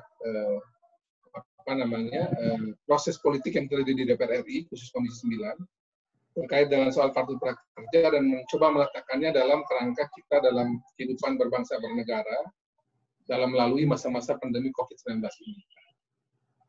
Pertama, kalau kita bicara soal kerangka kita hidup berbangsa bernegara, tentu cabang-cabang kekuasaan negara ini, eksekutif, legislatif, yudikatif, dan kemudian kelompok masyarakat sipil, kita semua bertanggung jawab untuk mendorong agar sebanyak-banyaknya warga negara Indonesia ini bisa menikmati berbagai hasil uang APBN yang kita dorong melalui berbagai program yang ada. Termasuk soal kartu prakerja ini adalah bagian dari salah satu program unggulan Pak Jokowi yang disampaikan pada saat ketika beliau kampanye 2019 lalu. Dan pada awal perjalanan sebagai presiden, termasuk program yang sejak awal juga kami tahu didorong dengan cepat untuk dilaksanakan segera. Sehingga pada rapat terbatas ya, ratas yang dibuat oleh Pak Jokowi bersama berbagai kementerian terkait yang menangani kartu prakerja di bulan November, dan kami juga baca di media, rapat terbatas tersebut sudah membentuk yang namanya semacam tim untuk menangani program kartu prakerja dari Pak Jokowi ini, yang kemudian rapat terbatas tersebut juga menugaskan Menko Perekonomian sebagai koordinator dari semacam komite atau tim untuk menggerakkan kartu prakerja ini. Jadi itu dihasilkan melalui ratas yang dipimpin oleh Pak Jokowi dan menugaskan Pak Erlangga untuk mengkoordinasi seluruh kementerian lembaga terkait melaksanakan program Kartu Prakerja ini. Nah, dalam rapat di DPR RI Komisi 9 yang dihadiri oleh Ibu Menaker ya, karena kami itu punya 7 mitra, salah satunya adalah Menaker. Itu juga secara singkat Menaker sudah gambarkan juga hasil tersebut. Dan saya sebenarnya juga menanyakan secara terbuka detailnya gimana sih proses kemudian hasil tersebut diputuskan. Tapi intinya adalah ini keputusan dalam rapat terbatas yang Pak Presiden Jokowi menugaskan Pak Erlangga. Jadi ini mesti clear dulu karena ini programnya Pak Jokowi. Pak Jokowi tugaskan siapa saja melalui sebuah rapat adalah keputusan dari Presiden beserta jajarannya. Nah, kita tidak bisa intervensi. Itu keputusan Presiden yang itu keputusan Presiden seperti mengangkat menteri itu keputusan Presiden. Jadi tidak ada boleh lembaga-lembaga lain juga mengintervensi keputusan Presiden yang memang itu sudah dilakukan melalui sebuah proses kajian. Ini pertama dulu saya pesan. Yang kedua, tentu proses di DPR RI juga ini tidak juga mudah, Mbak Kristiani. Di DPR RI juga ini juga kita tahu juga dampak ataupun aspek politik program ini tinggi sekali. Perdebatan di DPR RI juga tidak kurang-kurang. Berapa kali itu Komisi 9 itu kami berdebat tentang bagaimana meletakkan program ini. Karena Bu Menaker juga pernah kami undang berkali-kali menjelaskan program ini juga kemudian belum clear. Beberapa kali juga PMO mau diundang ke DPR RI. Tapi kami juga berdebat juga di DPR RI, Komisi 9. Bahwa kalau mengundang PMO itu, karena dia punya komite prakerja, komite cipta kerja itu yang ada beberapa lembaga di situ. Saya termasuk yang paling ngotot mengatakan kita mesti mengundang sekaligus semua dan mengundang semua komisi sekali biar kita bahas ini secara bersama-sama. Karena sekali lagi saya cuma meletakkan tadi ini kita punya tujuan, kita punya landasan bernegara ya. Ada eksekutif, legislatif, yudikatif. Nah, urusan ini karena Presiden sudah putuskan ada komite cipta kerja itu, tentu semua kementerian terkait dengan semua komisi DPR RI itu juga harus juga kita ajak bicara. Karena Menteri Keuangan bicara di Komisi 11 tentang bagaimana kartu prakerja. Menteri Bappenas juga sama, itu Komisi 11 itu. Kalau kami Komisi 9 dengan Menaker. Karena Menaker pun tidak bisa menjelaskan juga ketika kami tanya. Dengan butuh ya. Jadi butuh komite cipta kerja mesti turun tangan seluruhnya. Ya. Kemudian juga kalau di Komisi 10 itu namanya Menteri Pendidikan. Nabil. Komisi 6 itu punya Menteri Perindustrian. Komisi 2 itu punya yang namanya Mendagri dan Kepala KSP, Pak Muldoko. Menko tentu dia lebih longgar karena bisa kemana-mana. Dan semua dari komisi itu punya 4 wakil ketua DPR RI. Nah, karena memang itu aspek politiknya tinggi, makanya tidak mudah kita bahas dalam aspek politis. Jadi, saya itu sebenarnya setuju bahwa program ini itu, kita letakkan dia memang harus lebih substansi, seperti tadi yang sudah Mbak Neti sampaikan. Karena kalau meletakkan secara politik tadi, itu memang bisa kemana-mana. Nah, kalau diletakkan dalam aspek substansi kayak tadi itu sebenarnya, dari awal juga yang saya tahu, program ini juga didampingi tanda kutip atau diawasi itu oleh semua lembaga-lembaga cabang-cabang negara juga yang tadi kita bisa dengan eksekutif itu. Jadi kami legislatif juga lagi mencari format mengawasi tentang PMO ketika melaksanakan kartu prakerja ini. Dan saya selalu minta berkali-kali kita lintas komisi karena Menaker bagian dari komite cipta kerja. Nah kalau bicara di cabang eksekutif, saya dari awal juga senang sekali karena yang saya tahu itu KPK terlibat, BPKP terlibat, KPPU terlibat, kemudian kepolisian juga saya tahu terlibat, melalui Barreskrim atau ada yang mewakili, kemudian juga Kejaksaan Agung terlibat. Jadi rekomendasi seperti yang dibuat oleh KPK ini juga menurut saya bagian dari lembaga-lembaga pengawasan kita juga yang mengawasi program ini. Dan menurut saya itu bagus, dipublikasikan juga bagus. Saya termasuk yang awal mula KPK memberikan penilaian hari ini, besoknya saya langsung bikin pernyataan juga, saya apresiasi. Sebagai politisi Partai Golkar, sebagai politisi Komisi 9 yang juga wakil ketua, saya apresiasi, karena buat saya bagus, justru ini diawasi dan dipublikasikan. Bila perlu jangan cuma KPK, Mabes Polri juga memberikan catatannya, Kejaksaan Agung juga sama, KPPU juga sama, BPKP juga sama, LKPP juga sama. Jadi maksud saya, hal ini itu memang menjadi tugas dan tanggung jawab dari cabang-cabang di eksekutif gitu untuk memperbaiki kalau memang ada kata kurang. Jadi menurut saya juga ini bagus-bagus saja catatan KPK dan yang lain. Jadi tidak juga hal yang kemudian harus dibahas terlalu luar biasa juga karena ya itu tugas KPK. Kan saya tahu Pak Firly saat ini kan lebih ke aspek pencegahan mau coba didahulukan. Dan saya berharap agar di luar kartu prakerja juga KPK juga memberi perhatian buat semua program COVID. Kayak di Menkes itu saya tahu 5 juta APD itu ketika kemarin KPK atau dari mana tuh, BPKP masuk, kejaksaan masuk, polisi masuk, orang yang dapat 5 juta APD itu langsung kemudian disuruh stop dan disuruh bayar kembali uang kelebihannya. Jadi maksud saya juga nanti KPK dan semuanya ini juga memberi perhatian pada penyaluran bansos, tuh diberi perhatian tuh. Pemberian pajak, nah itu juga jangan sampai seluruh lembaga pengawas ini juga lupa dengan yang lain. Jadi biar kita mengawasi seluruhnya lah. Jadi cabang-cabang negara ini di bidang eksekutif ini juga saling mengawasi sehingga kerja kita bagus di luar kartu prakerja. Itu yang kedua terkait dengan aspek politiknya. Dan ketiga memang kalau kita lihat ya aspek aturannya. Saya tadi setuju bahwa yang tadi Pak Wawan sampaikan, Mas Panji sampaikan, Mbak Neti sampaikan, itu memang aturannya memang harus diperbaiki, setuju kita. Kemudian kebijakannya juga di level Komite Cipta Kerja juga perlu pemenahan. Kemudian juga operasional juga mungkin perlu banyak perbaikan. Walaupun juga saya tahu saya punya, ada adik-adik saya juga ikut, ya, dia bekerja, dia dapat uang itu juga dia kasih buat bantu orang lain juga. Dia uji coba aja. Dia uji coba, dia ikut, dia dapat kan. Tapi juga memang dasar nih, adik-adik ini orang juga mereka tahu diri, dia ambil uang itu, dia bagi buat sekitar dia yang memang membutuhkan. Jadi ya memang ada juga kurang-kurangnya, tapi ya kita perbaiki lah soal itu. Dan juga aspek yang ketiga soal kemanfaatan. Saya juga mendorong berkali-kali agar ya di tengah segala macam kekurangan dari program ini kan pasti ada manfaatnya itu. Nah, coba ini juga dieksploitasi.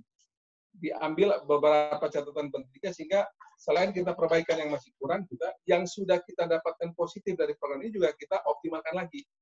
Yang mungkin ikut program yang tertentu misalnya terkait dengan kuliner ternyata bertumbuh misalnya. Dengan kuliner tertentu yang mungkin kita anggap kuliner Nusantara lah ya. Ini kan momentum ini. Kuliner Nusantara kita selama ini tidak dipakai untuk aspek komersial, dengan pelatihan ini mungkin saja bisa dikomersialkan dan punya sumbangan juga bagi perekonomian di sektor UMKM. Ya, ini juga mungkin penting dilakukan sehingga selain pemenahan di satu aspek berjalan juga kita betul-betul mengoptimalkan manfaat program ini juga yang memang ternyata di lapangan itu berjalan baik. Jadi kita atur dengan baik agar semua lembaga-lembaga dalam 3 cabang bernegara kita ini jalan baik. Kedua, kita perbaiki aturannya dengan baik ya. Kemudian yang ketiga, kita juga memperbaiki pelaksanaan di lapangan, itu tentu tugasnya PMO. Dan yang keempat tentu kita betul-betul memaksimalkan kemanfaatan yang tadi sudah Mbak Neti sampaikan tadi dengan baik, berbagai rekomendasi dan juga catatan tadi dalam paparan yang sudah disampaikan. Dan juga memang saya setuju bahwa program ini jangan sampai dianggap kayak dia itu menjadi program yang segala-galanya untuk berbagai problem pekerja di era COVID ini. Kami itu awal mula ya, waktu kami membahas, saya, Bang Neti dan teman-teman Komisi 9 itu membahas itu pertama masih angka 2 juta dengan 10 triliun. Itu aja kami sudah berdebat panjang. Waktu itu kan sudah sempat dibahas kita mulai dari mana tuh. Itu sempat mau diuji coba awal tuh kalau nggak salah Jakarta, Surabaya, Kepri lah kalau nggak salah ya. Kemudian itu dimulai dulu, kita mulai bulan Maret, kemudian dievaluasi, lalu diperbaiki lagi, baru kemudian di-launching secara penuh oleh Pak Jokowi bulan Agustus, kalau saya nggak keliru waktu itu pembahasan. Gara-gara COVID, saya kira bukan cuma prakerja ini, seluruh program berubah tanpa kecuali. Nah, COVID ini memaksa semua orang untuk melakukan terobosan inovasi dalam rangka menyesuaikan dengan kondisi COVID ini. Makanya dari awal mula itu dia menjadi bagian dari sebuah sektor produktif saja, tapi gara-gara COVID kan dia masuk menjadi bagian dari klaster bantuan sosial pemerintah. Makanya dia menjadi semi bansos seperti yang disampaikan oleh Menko Perekonomian.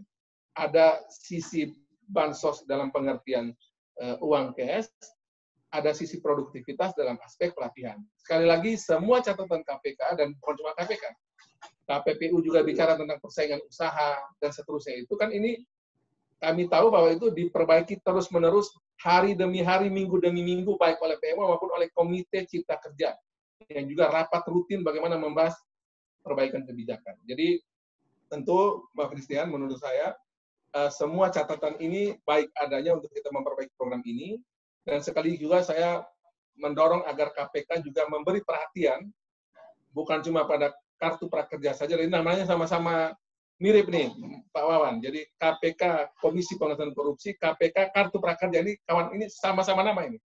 Satu KPK Komisi Pemberantasan Korupsi, satu KPK Kartu Prakerja. Jadi namanya udah sama, jadi udah memang situasi ini kita bicara sudah pada titik ini sekarang, tapi kami juga mendorong agar KPK juga memberi perhatian kepada seluruh program pemerintah di era COVID ini, sehingga juga diberi perhatian yang sama, dan kita betul-betul budayakan upaya pencegahan, seperti semangat Pak Firly yang ingin agar kita mendulukan pencegahan, ya daripada nangkap orang kan lebih baik kita cegah kan, lebih awal lebih baik untuk semua program menurut saya. Kan ini kan kita ada sekarang, dulu kan 405 triliun, sekarang dulu 600 sekian, sekarang sudah hampir 905 kalau saya nggak salah. 905 triliun dana COVID tersebar di berbagai klaster bantuan, termasuk kartu prakerja ini. Nah, kartu prakerja ini sudah bagus, kita awasi seperti ini, dan tentu perbaikan kita berharap agar dilakukan oleh komite cipta kerja dan yang lain. Dan saya juga mendorong dengan baik agar mumpung KPK punya spirit pencegahan ini, tolong juga di semua klaster yang dilakukan dalam rangka COVID ini, di bidang sosial, ekonomi, dan ini juga kita memberikan juga perhatian yang kurang lebih sama kayak begini, Pak. Sehingga betul-betul kita hindari hilangnya uang rakyat daripada kita masih tangkap orang yang mencuri uang rakyat. Ini spirit yang bagus dari KPK periode Pak Firly dan teman-teman ini. Yang terakhir ya, Pak Christian, saya menyitir betul apa yang disampaikan oleh temannya Pak Panji ini, Mas Panji ini, yang Ketua PMO ini, Mbak Deni Purbasari. Bagus keterangan yang saya baca di media adalah gini. Kita ini juga harus melihat bahwa yang terkena COVID ini bukan cuma orang-orang yang kelas bawah ya. Yang PKH kita tambah lagi tonase untuk bantuannya, maupun orang-orang yang memang selama ini kita kategorikan orang miskin ataupun orang kurang sejahtera atau prasejahtera yang perlu kita bantu ya, dengan berbagai program di bidang Kemensos ya. Tapi kalau kita lihat bahwa gara-gara COVID ini bahkan para orang-orang yang berduit pun juga sekarang kesulitan bayar utang. Saya dengar sana-sini bahwa orang sana minta restrukturisasi. Nah, ini kan juga potensinya kan masih dilihat oleh KPK juga. Nah, termasuk juga yang kita jarang memperhatikan adalah kelas menengah yang mereka itu menjadi pekerja gara-gara COVID kan mereka kemudian kehilangan pekerjaan, kehilangan uang.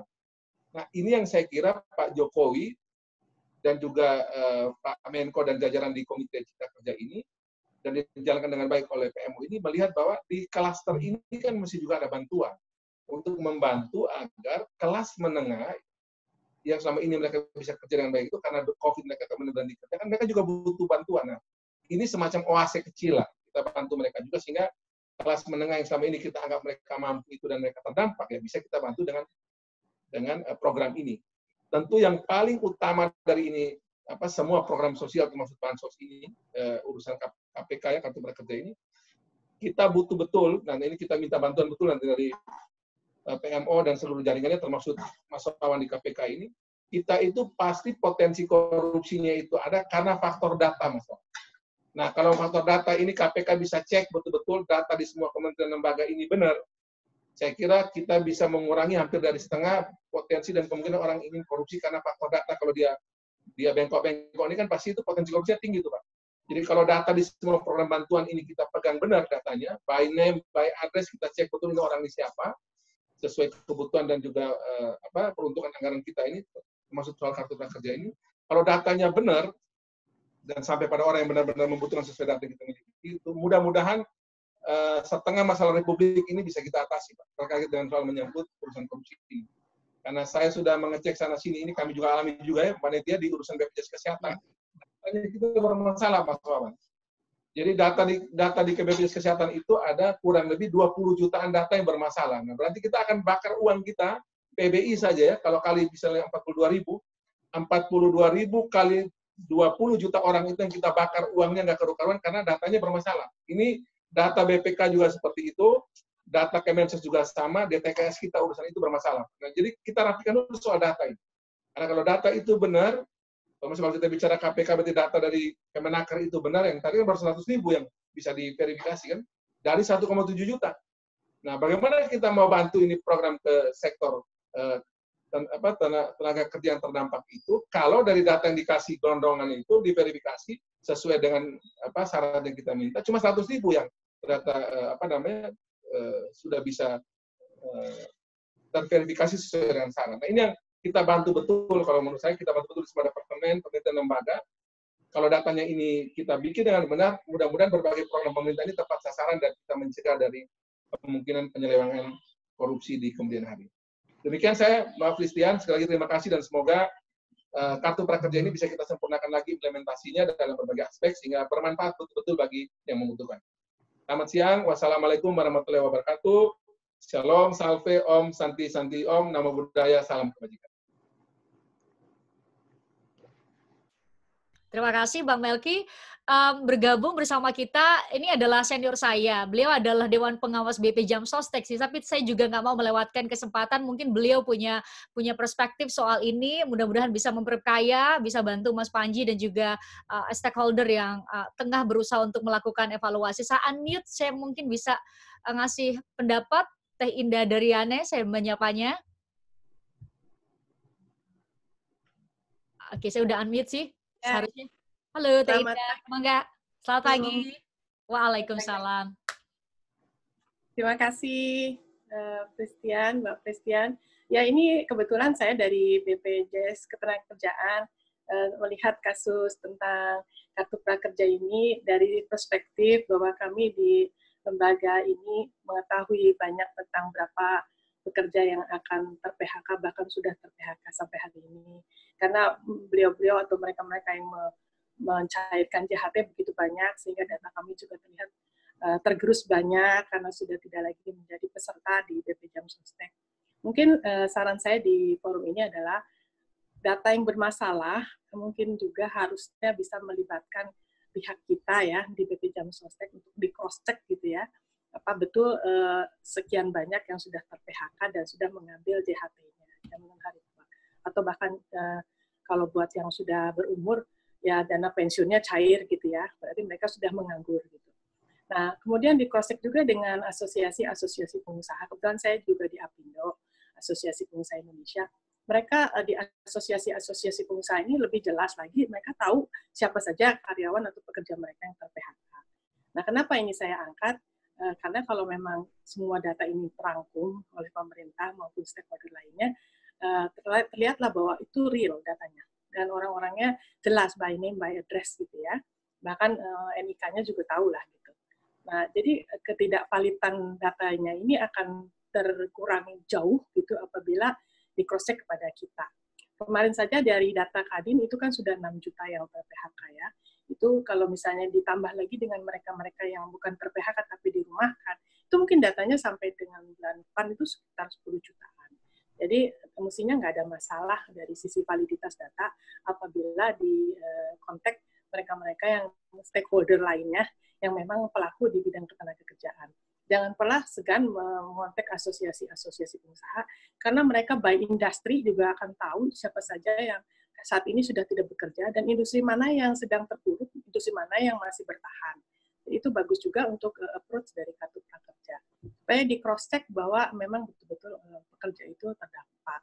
Nah, saya setuju juga tadi Bapak dari Komisi 9 menyatakan bahwa pekerja kelas menengah jadi masalah juga gitu, bukan hanya yang belum bekerja. Karena yang belum bekerja ditambah dengan yang sudah bekerja dan kehilangan pekerjaan akan semakin banyak menjadi istilahnya target daripada kartu prakerja.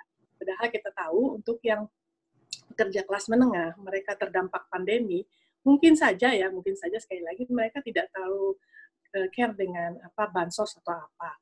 Karena mereka tentunya masih memiliki tabungan atau cadangan keuangan dan sebagainya, karena mereka pernah bekerja dan sudah mengambil JHT maupun dana pensiunnya.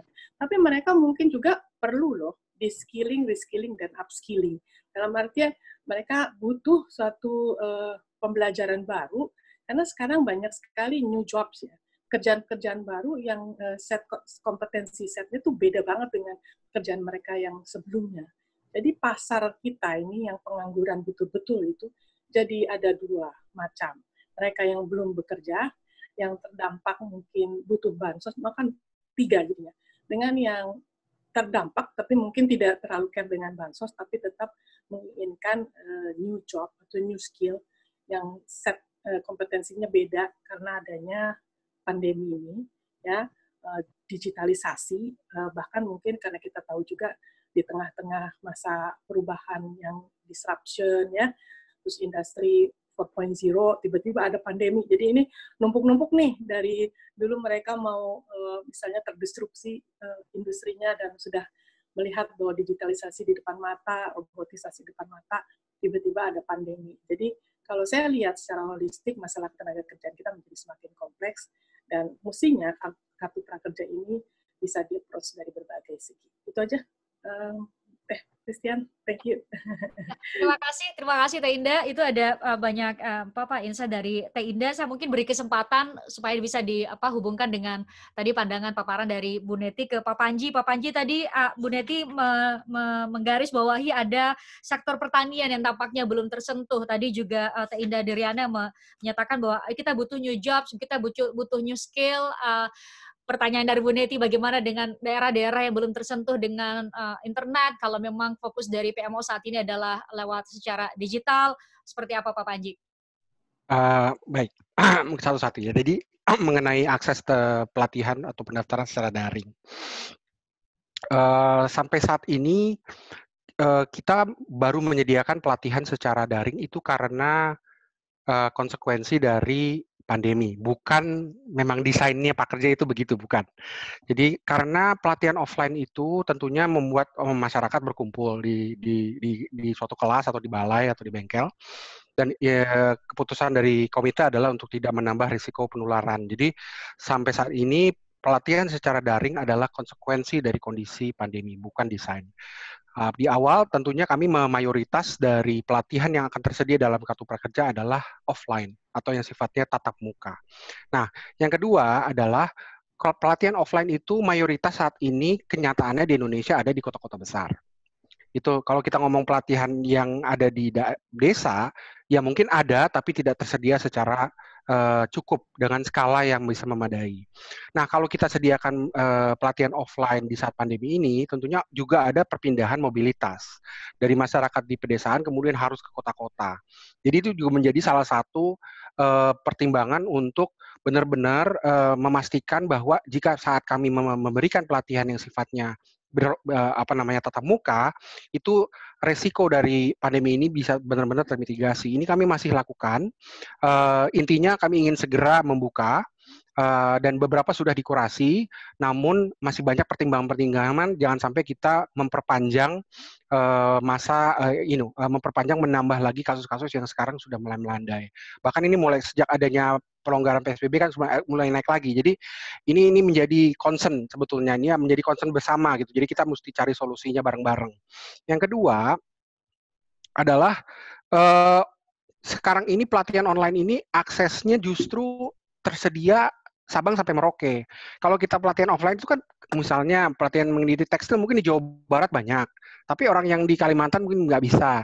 Jadi ini atau bahasa Inggris ya, kapan dia nyampe ke kabupaten Jaya gitu kan susah, buka ada ILP gitu, British Council Institute nyampe ke sana. Tapi dengan adanya pelatihan online ini kebetulan ada unintended consequences bahwa ternyata kursus atau materi-materi itu tersedia secara fair, adil. Jadi dari mulai Sabang sampai Merauke belajarnya bareng sama karena memang tersedia secara online. Nah, di dalam pelatihan dalam kartu prakerja ini banyak yang webinar, jadi nggak semua video. Jadi webinar itu sebetulnya tatap muka juga, cuman seperti kita sekarang ini lewat Zoom atau lewat Google Hangout atau apa, jadi tetap ada suatu interaksi. Dan setelah kelas pun tetap ada interaksi dengan instrukturnya. Jadi ini berbagai macam jenis sebetulnya.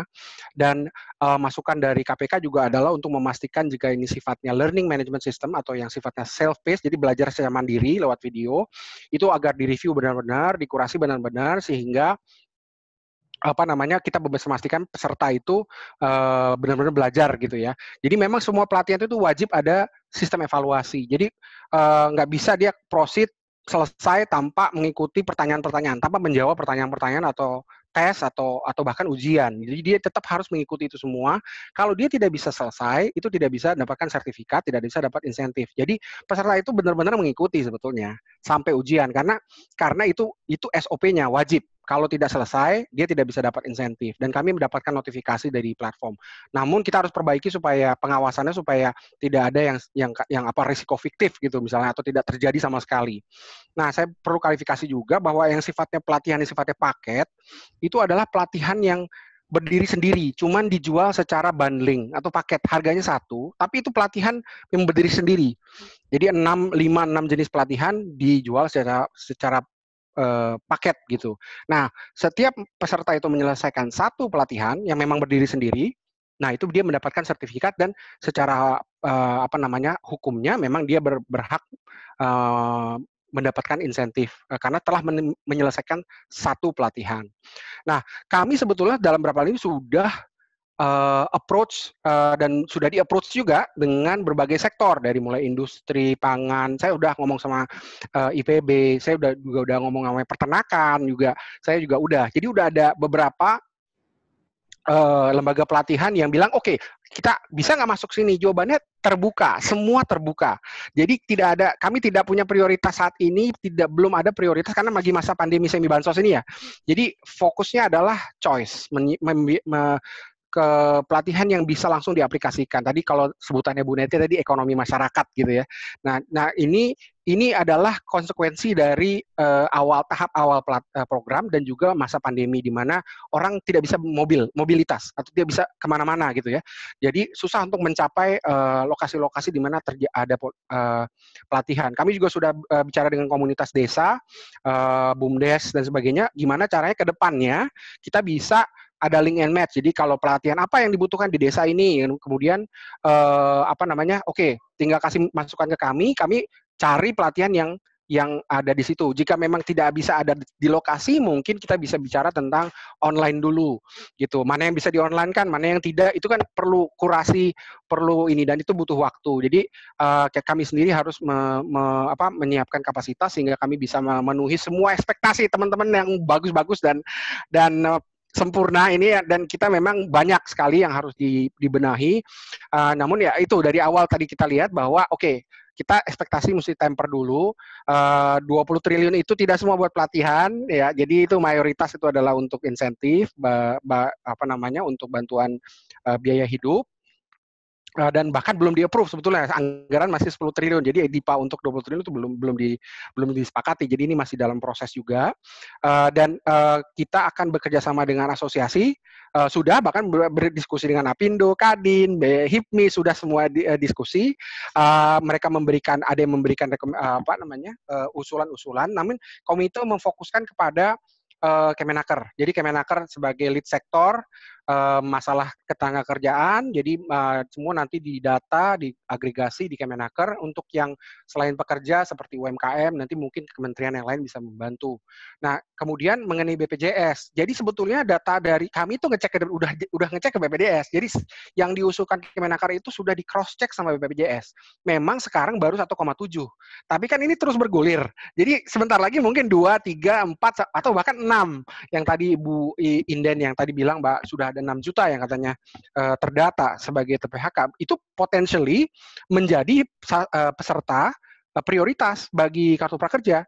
Karena memang itu kebijakannya, tinggal diberikan aja datanya ke PMO yang sudah clean and clear, NIK dan sebagainya, itu akan kami catat, dan apakah itu pendaftaran daring atau luring, kita bisa nanti kita bisa lakukan. Tapi intinya sudah ada kolaborasi dengan BPJS. 1,7 itu adalah hasil dari kolaborasi. Kami ngecek kok NIK-nya ke BPJS. Nah, cuman problemnya gini Mbak Bisian, BPJS itu tidak seluruh angkatan kerja kita itu ada di BPJS ketenagakerjaan. Pekerja informal itu banyak sekali, bisa 70 juta, itu nggak semua ada di BPJS. Nah, tapi Pak Presiden ingin kita reach out ke pekerja yang ada di luar BPJS, yang belum terdata secara formal. Jadi ini saya melihatnya sebagai opportunity, kesempatan untuk melakukan pendataan. Jadi mungkin hasil dari program ini, kita kan punya tambahan paling tidak 11 juta nih. Nah, mungkin 11 juta ada yang sudah ada di BPJS, ada yang belum. Nah, itu bagaimana kita bisa memformalkan, bagaimana kita menggunakan data baru ini, kolaborasi dengan BPJS dan Kemenaker dan sebagainya, sehingga data pemerintah tuh makin bagus. Karena sekarang dengan pekerja informal yang banyak sekali tidak ada di BPJS, atau bahkan pekerja formal pun saya pikir yang bayar iuran itu cuma 22% kalau nggak salah. Jadi kita perlu ada memastikan exclusion error-nya juga termitigasi, tidak hanya inclusion error. Jadi kalau verifikasi bahwa oleh Kemenaker dan sebagainya asosiasi itu adalah benar-benar TPHK, itu adalah menyelesaikan inclusion error. Jadi apakah benar dia ter-PHK?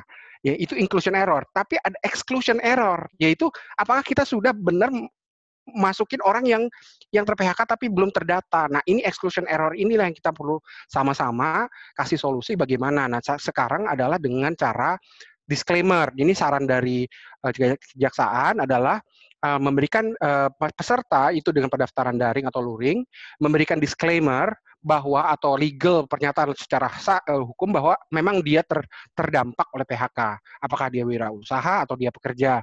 Nah, dengan adanya itu, dia bisa layak atau eligible untuk mendapatkan bantuan dari pemerintah. Nah, sambil mungkin ke depannya kita pastikan mereka juga masuk ke dalam sektor formal gitu. Begitu, Mbak. Jadi memang banyak sekali PR-nya, dari mulai tata kelola sampai manfaat, efektivitas, inklusivitas, dan bahkan kita ngomong ke pekerjaan, kita prioritas satu-satu pelayanan kepada masyarakat dulu. Yang kedua adalah memastikan keamanan tetap bagi masyarakat dan kesehatannya. Yang ketiga adalah kemudian inklusivitas, pastikan sasaran itu tidak hanya inclusion error tapi juga exclusion error. Kita perbaiki datanya dengan kolaborasi dengan KL dan asosiasi tadi. Kemudian yang keempat adalah untuk peningkatan kualitas kurasi untuk pelatihan. Karena ini menjadi juga sorotan dari publik, tentunya kita bisa perbaiki dengan tadi masukan dari melibatkan ahli, melibatkan usernya, dunia kerja, dan sebagainya. So many things to do, Pak. So little time. Pak Panji, sekalian ada pertanyaan dari rekan saya Despian dari Media Indonesia. Mungkin Pak Panji juga bisa baca di chat. Saya ingin bertanya katanya terkait pelatihan prakerja. Setelah mengikuti pelatihan insentif sendiri dapat dicairkan oleh masyarakat berapa hari ya? Berapa lama waktu untuk pencairan dari batch 1 sampai 3? Apakah pencairan insentif lancar saja atau ada keterlambatan? Mungkin Pak Panji bisa jawab. Baik, jadi saya syarat umum dan konteks yang lebih khusus. Kalau umumnya adalah peserta harus menyelesaikan satu pelatihan. Setelah dia menyelesaikan, secara elektronik ada notifikasi dari lembaga pelatihan melalui platform digital memberikan notifikasi kepada PMO. Itu kira-kira kalau proses kerja biasa sekitar 10 hari kerja dia udah mendapatkan insentifnya. Namun dengan syarat bahwa rekening yang dia miliki sudah ter-KYC, sudah diregistrasi dengan full KTP dan NIK-nya sudah diverifikasi. Jadi benar-benar rekening yang dia pakai adalah sama dengan NIK dengan yang digunakan di kartu prakerja. Karena kami ini bisa, kalau orangnya lain walaupun mungkin sebetulnya hanya menggunakan akun teteh atau akun abang atau akun suami itu, tapi kami secara hukum harus memastikan yang menerima adalah orang yang bersangkutan. Jadi itu harus ada verifikasi untuk memastikan itu. Yang kedua, setelah menyelesaikan pelatihan dan akunnya juga diverifikasi, kami mendapatkan notifikasi, dia harus memberikan rating dan ulasan kepada pelatihan. Ini wajib dari Permenko. Jadi, karena rating dan ulasan kepada pelatihan itu memberikan informasi kepada masyarakat umum dan juga pada peserta mana pelatihan yang bermanfaat, yang bagus, ya atau yang kurang bagus, itu informasi yang gunanya lah marketplace. Jadi semua bisa knowledge-nya itu datanya terus bertambah sehingga produk-produk yang bagus itu bisa terus terangkat dan yang buruk itu akan hilang dengan sendirinya karena tidak dipilih oleh masyarakat. Setelah memberikan rating dan ulasan, maka dan data itu masuk ke PMO via lembaga pelatihan, platform digital, dan ke kami lewat jalur digital, maka dalam 10 hari biasa dibayarkan. Nah, namun ada penundaan pembayaran insentif sejak tanggal akhir Mei kemarin. Karena ini adalah arahan dari komite untuk melakukan evaluasi menyeluruh. Karena ada masukan-masukan dari KPK juga, dari Kejaksaan untuk memastikan ketepatan sasaran. Nah, salah satu masukannya adalah memastikan ASN TNI Polri tidak mendapatkan kartu prakerja, walaupun ini belum ada di Perpres. Gitu. Jadi kita harus perbaiki dulu payung hukumnya. Kami dalam proses menyelesaikan itu semua, namun bisa saya kabarkan bahwa sejak kemarin pembayaran insentif kedua untuk gelombang 1, 2, dan 3 telah dilakukan. Jadi ini akan dilakukan secara bertahap, sudah ratusan ribu, kami harapkan bisa 100% di Senin dan Selasa. Ini kami mendapatkan arahan dari komite untuk melakukan pembayaran insentif karena kami telah menyelesaikan beberapa rencana aksi dari evaluasi yang masukan yang diberikan oleh lembaga pengawas. Keputusan dari komite kita bayarkan insentif untuk 1, 2, dan 3 yang sudah berjalan, nomor yang gelombang 1 maupun pembayaran insentif pertama maupun pembayaran insentif kedua. Juga kita akan membayar untuk insentif pertama bagi yang telah menyelesaikan pelatihan. Sambil kita memperbaiki proses untuk gelombang keempat. Gelombang keempat masih ditunda, Mbak, karena butuh evaluasi menyeluruh dan rencana aksinya belum semua diselesaikan. Oke, terima kasih Pak Panji. Sebelum saya beri kesempatan kepada narasumber lain, sekalian saya beri kesempatan kepada Ibu atau Mbak R. Putri Linge yang sudah raise hand dari tadi. Saya harus beri kesempatan untuk memberikan pertanyaan secara langsung. Saya sudah unmute. Silakan. Sudah tampaknya. Sudah raise hand dari tadi. Sebentar.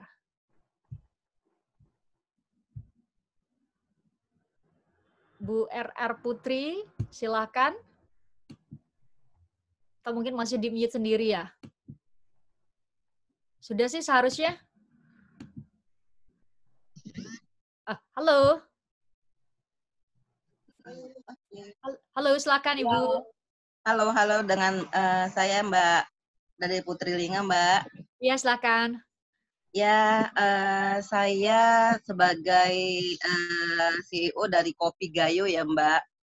Nah, banyak sih saya lihat prakerja ini yang diminati oleh orang anak-anak yang anak muda, baik itu baru selesai sekolah ataupun mungkin dirumahkan gitu. Dan mereka itu kayaknya saya ngelihat potensi untuk belajar pelatihan itu untuk prakerja ini sebenarnya ada titik bagus, ada titik yang mungkin harus kita evaluasi lagi gitu, Pak.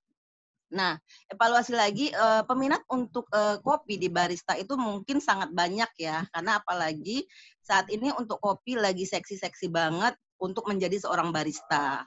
Tapi saya sebagai owner dari Kopi Gayo, ataupun saya pernah juga sebagai edukasi kopi, apabila untuk barista tidak bertemu muka, karena untuk kopi dan barista ini harus banyak praktek. Nah, nggak mungkin melalui online kita bisa sempurna memberikan ilmu kepada orang-orang di seluruh Indonesia. Itu sih intinya, Mbak. Okay. Jadi saya ingin gitu apa yang sudah dicetuskan oleh Pak Presiden kita ini adalah siap diterima oleh semua halayak banyak dan bermanfaat penuh gitu. Boleh prakerja, tapi itu langsung ketemu sama murid-muridnya, sama orang-orang yang ada dimanapun gitu. Okay, orang yang edukasi kopi ini harus ketemu muka, Mbak. Apabila nggak ketemu muka, itu tidak sampai gitu. Okay. Jadi jadi ada beberapa keterampilan yang tidak bisa dilaksanakan atau disampaikan secara online, itu poinnya ya, Bu? Benar sekali, Mbak. Jadi saya sebagai orang kopi dari Gayo Aceh Tengah dan juga mengedukasi teman-teman. Kebetulan saya punya kafe di Jakarta Barat, saya edukasi kopi. Hari ini juga saya ada pertemuan dengan teman-teman koperasi untuk mengedukasi anak-anak jalanan, anak-anak putus sekolah. Ke depan kami akan mengajarkan mereka gitu. Walaupun kami tidak mendapatkan dana dari pemerintah, tapi kami dari hati nurani ingin sekali membuat mereka itu bisa memiliki keterampilan, tidak menjadi pengamen di jalanan gitu, Mbak. Baik, jadi terima kasih. Ya, untuk kopi saya ingin sekali itu edukasinya ketemu muka, Mbak.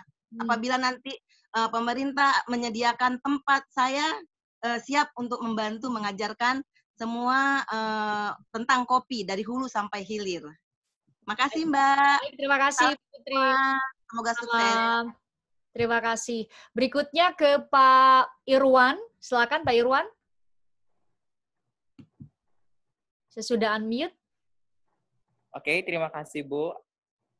Bismillah. Assalamualaikum warahmatullahi wabarakatuh. Selamat siang. Perkenalkan, nama saya Irwan, asal ND. Saya juga salah satu pengguna kartu prakerja gelombang kedua. Beberapa bulan yang lalu, Bu, saya sudah menyelesaikan beberapa pelatihan dari mitra kartu prakerja. Otomatis, saya sudah bisa mendapatkan insentif dari prakerja ini.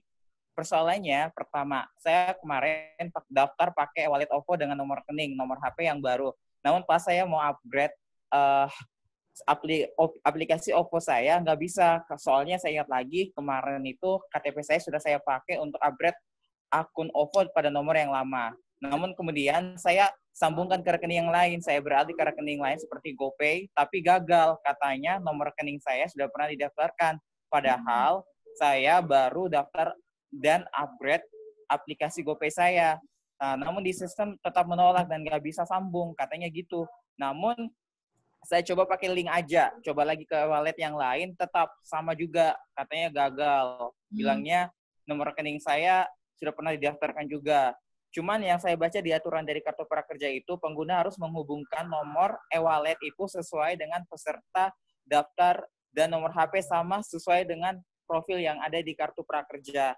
Jadi solusi yang bisa Pak Panji berikan untuk saya itu apa gitu loh, agar saya bisa mendapatkan insentif Kartu Prakerja. Dan juga saya sangat sepakat sama Ibu Putri Lingga yang bilang bahwa ada beberapa pelatihan yang memang harus butuh praktek. Kayak contohnya seperti kayak latihan public speaking. Itu sangat dibutuhkan di dunia perusahaan atau apa ketika saya mendaftar di pekerjaan yang memang membutuhkan kemampuan public speaking. Karena kalau tidak praktek, sama hal aja bohong, Mbak. Karena kalau materi-materi itu tidak sebatas hanya teori, tapi juga praktek juga harus dilakukan. Dan itu aja sih, Mbak, pertanyaan dari saya. Terima kasih, Mas Irwan. Terima kasih. Berikutnya ke Pak Irdamsyah. Silakan. Saya unmute ya.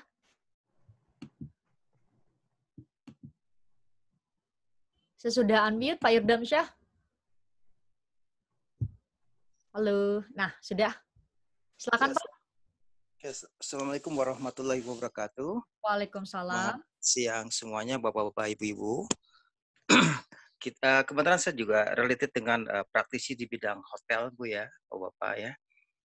Saya lihat dari beberapa pelatihan itu, setelah teman-teman melakukan pelatihan yang melalui daring, sebaiknya mereka juga ada namanya sertifikasi yang related dengan skema-skema yang bisa masuk ke lembaga sertifikasi profesi ya.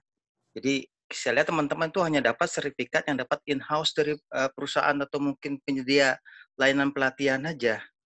Mungkin ke depan yang mana kalau sertifikasi yang related dengan lembaga sertifikasi profesi itu kan berlaku untuk masyarakat ekonomi ASEAN yang di 10 atau 11 negara. Jadi itu punya added value atau nilai tambah untuk para peserta yang akan apply for job di beberapa company, itu mungkin nilai tambah.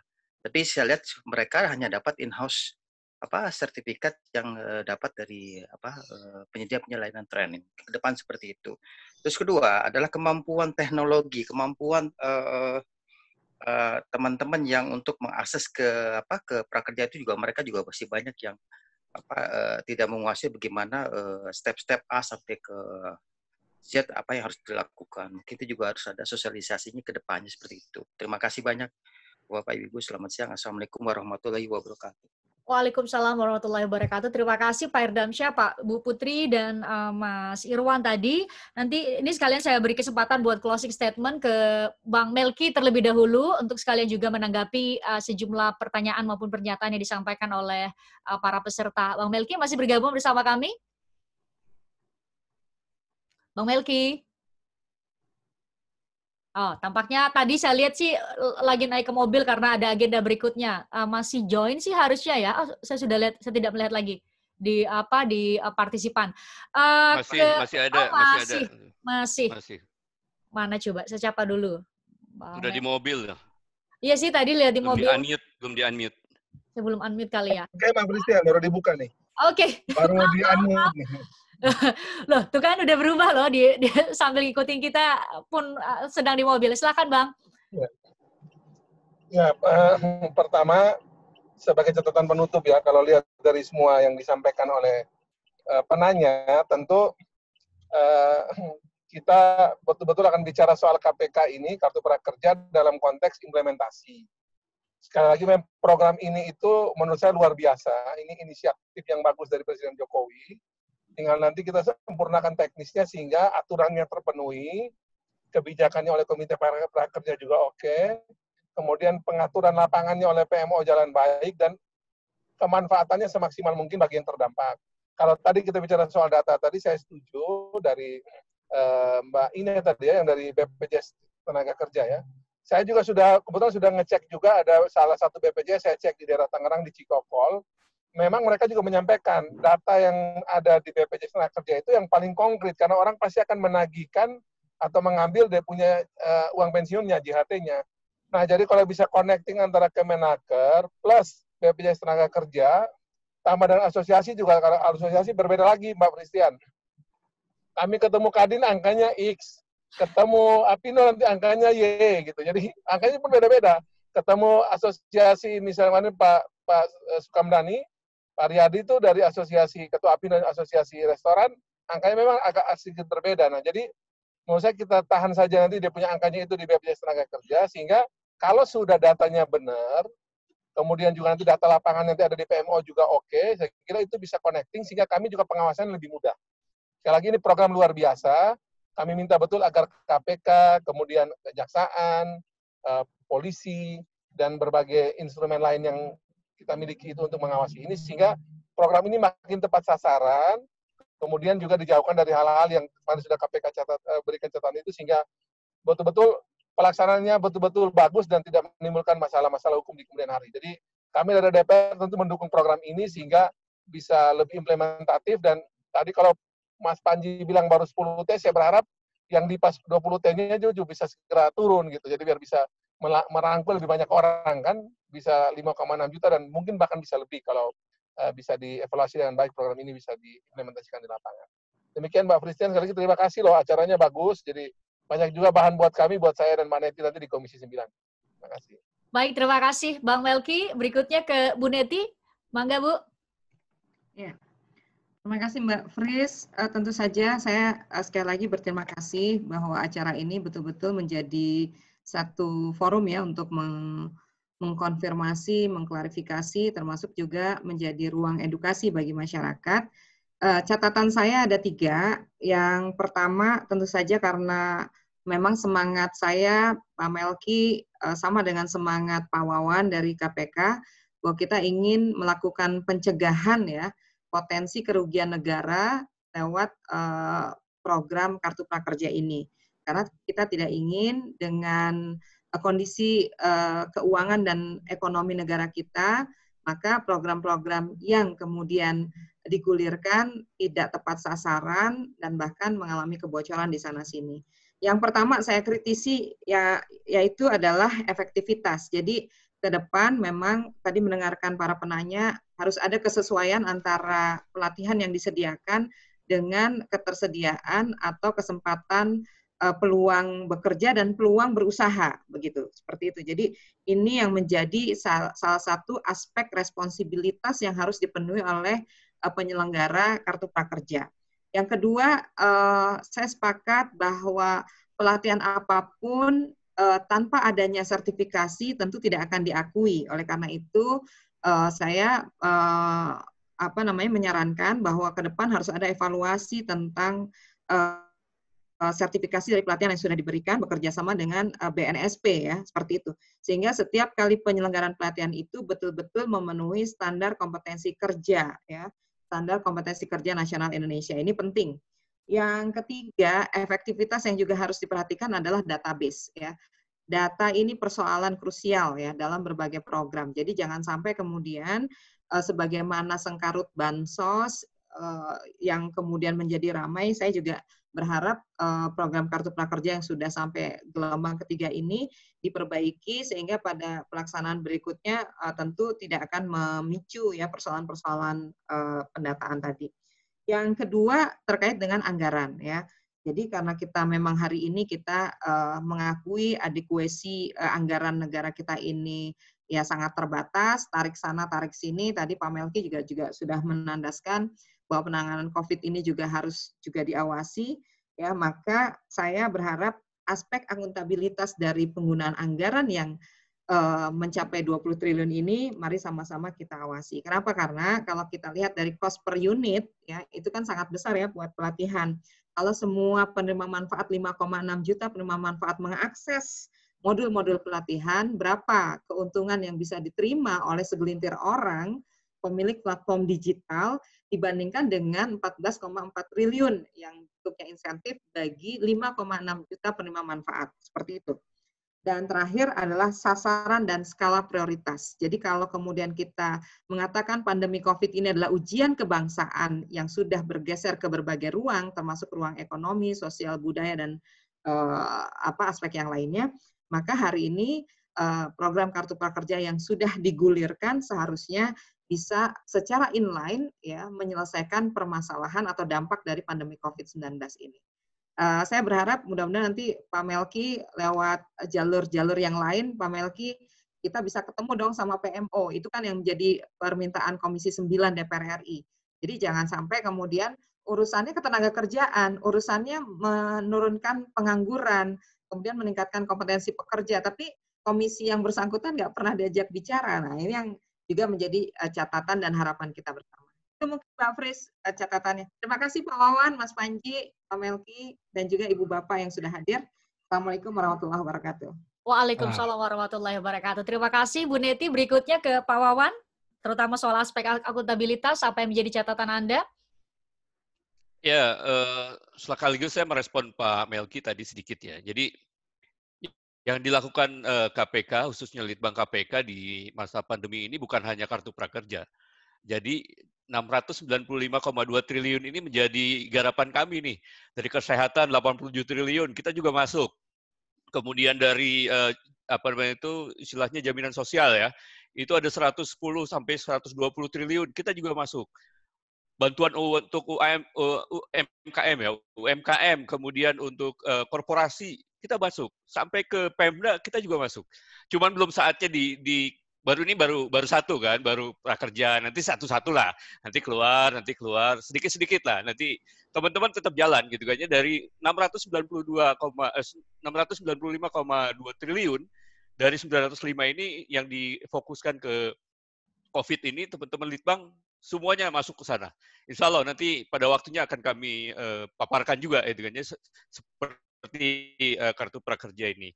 Lalu yang kedua, betul Pak, tadi terkait dengan data. Jadi contoh DTKS saja ya, dari Kemensos itu ada 95 juta. Kemudian kita berikan rekomendasi, coba padankan dengan NIK.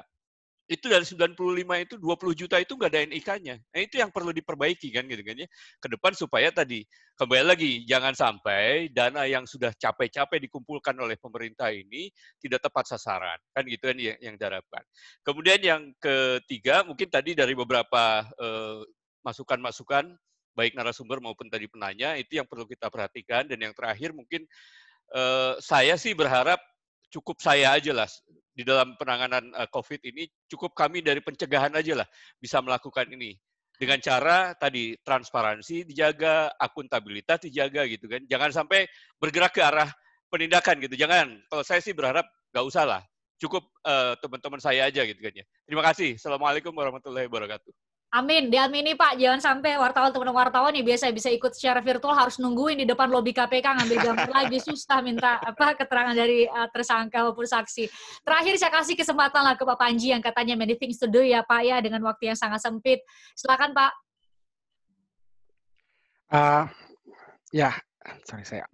Saya ingin mengucapkan terima kasih dari masukan dari Bu Neti, dari Pak Wawan, dari Pak Melki. Kami catat.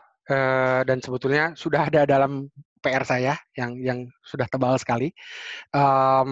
Fokus kami sekarang untuk memperbaiki tata kelola dimulai dengan regulasinya dulu, Pak, karena itu basis dari kami, sehingga kami juga pelaksanaannya juga memenuhi aspek-aspek hukumnya, legalitasnya. Setelah itu kebijakan, komite akan mengeluarkan kebijakan untuk supaya kami bisa lanjut dalam pelaksanaan. Kedepannya jika pandemi ini sudah normal, sudah agak bisa di-manage atau bisa mereda, pertanyaan dari Pak Wawan di awal sekali saya catat, bagaimana kita akan kembali di saat kondisi paling tidak mobilitas sudah kembali, atau pada saat ekonomi sudah mulai merangkak kembali. Nah, jadi itu perlu dipersiapkan link dengan sektor usaha. Makanya di komite itu 8 KL, karena kita perlu bersama-sama melink di mana yang akan mulai ada dulu, di mana pekerjaannya. Dari situ kita akan tanya siapa, apa, di mana, kapan, siapa, skill-nya apa, dan apa lembaga-lembaga pelatihan yang bisa memenuhi kebutuhan dari dunia kerja itu. Sertifikasi profesi memang sudah ada di sini. Namun kita perlu ketahui evaluasi dari pemerintah terhadap itu adalah sertifikasi kita itu masih ketinggalan, Mbak. Masih itu kenyataannya. Jadi memang terlalu sedikit dan banyak yang sudah obsolete karena dunia itu terus bergerak dinamis. Ekonomi kita juga terus secara berevolusi masuk ke digital dan sebagainya. Sedangkan beberapa SKKN itu bahkan udah bertahun-tahun belum diupdate. Jadi kita perlu ini menjadi pemicu untuk semua pihak di kementerian, gunakan data yang ada, gunakan kolaborasi yang akan kita buat, sehingga nanti kita bisa memperbaiki semua yang di belakang, termasuk masalah data, termasuk masalah inclusion dan exclusion error, anggota BPJS, kelengkapan data di Dikbud, itu juga menjadi suatu PR, NIK, gitu kan, risiko tersebarnya data NIK yang ada di mana-mana, itu juga menjadi PR. Dan semua menjadi hal terlihat gamblang di program Kartu Prakerja ini karena dengan terbukanya program ini bagi semua masyarakat. Saya kira banyak lesson yang kita bisa ambil. Semoga kita bisa segera menyelesaikan semua evaluasi ini sehingga masyarakat bisa mendapatkan insentif dengan secepatnya dan pelatihan dapat dimulai kembali. Terima kasih. Baik, terima kasih. Banyak sekali perbaikan yang harus segera dilakukan supaya program ini tepat sasaran. Terima kasih. Bu Neti Prasetyani, Pak Wawan Wardiana, Pak Panji Ruki, Bang Melki Lakalena, terima kasih sudah bergabung. Bagi teman-teman wartawan tadi yang ada yang minta slide dari Bu Neti dan Pak Wawan sudah nanti akan dikirimkan oleh admin, termasuk teman-teman wartawan yang butuh record atau rekaman dari video ini, nanti juga kami akan kirimkan melalui Google Drive, silakan di WA aja nomor adminnya. Terima kasih sekali lagi, semoga ini bisa memberikan kontribusi supaya menjadi bahan perbaikan terhadap salah satu program yang semoga kita harapkan bisa tepat sasaran dan dirasakan betul oleh masyarakat. Terima kasih sekali lagi, salam sehat semua.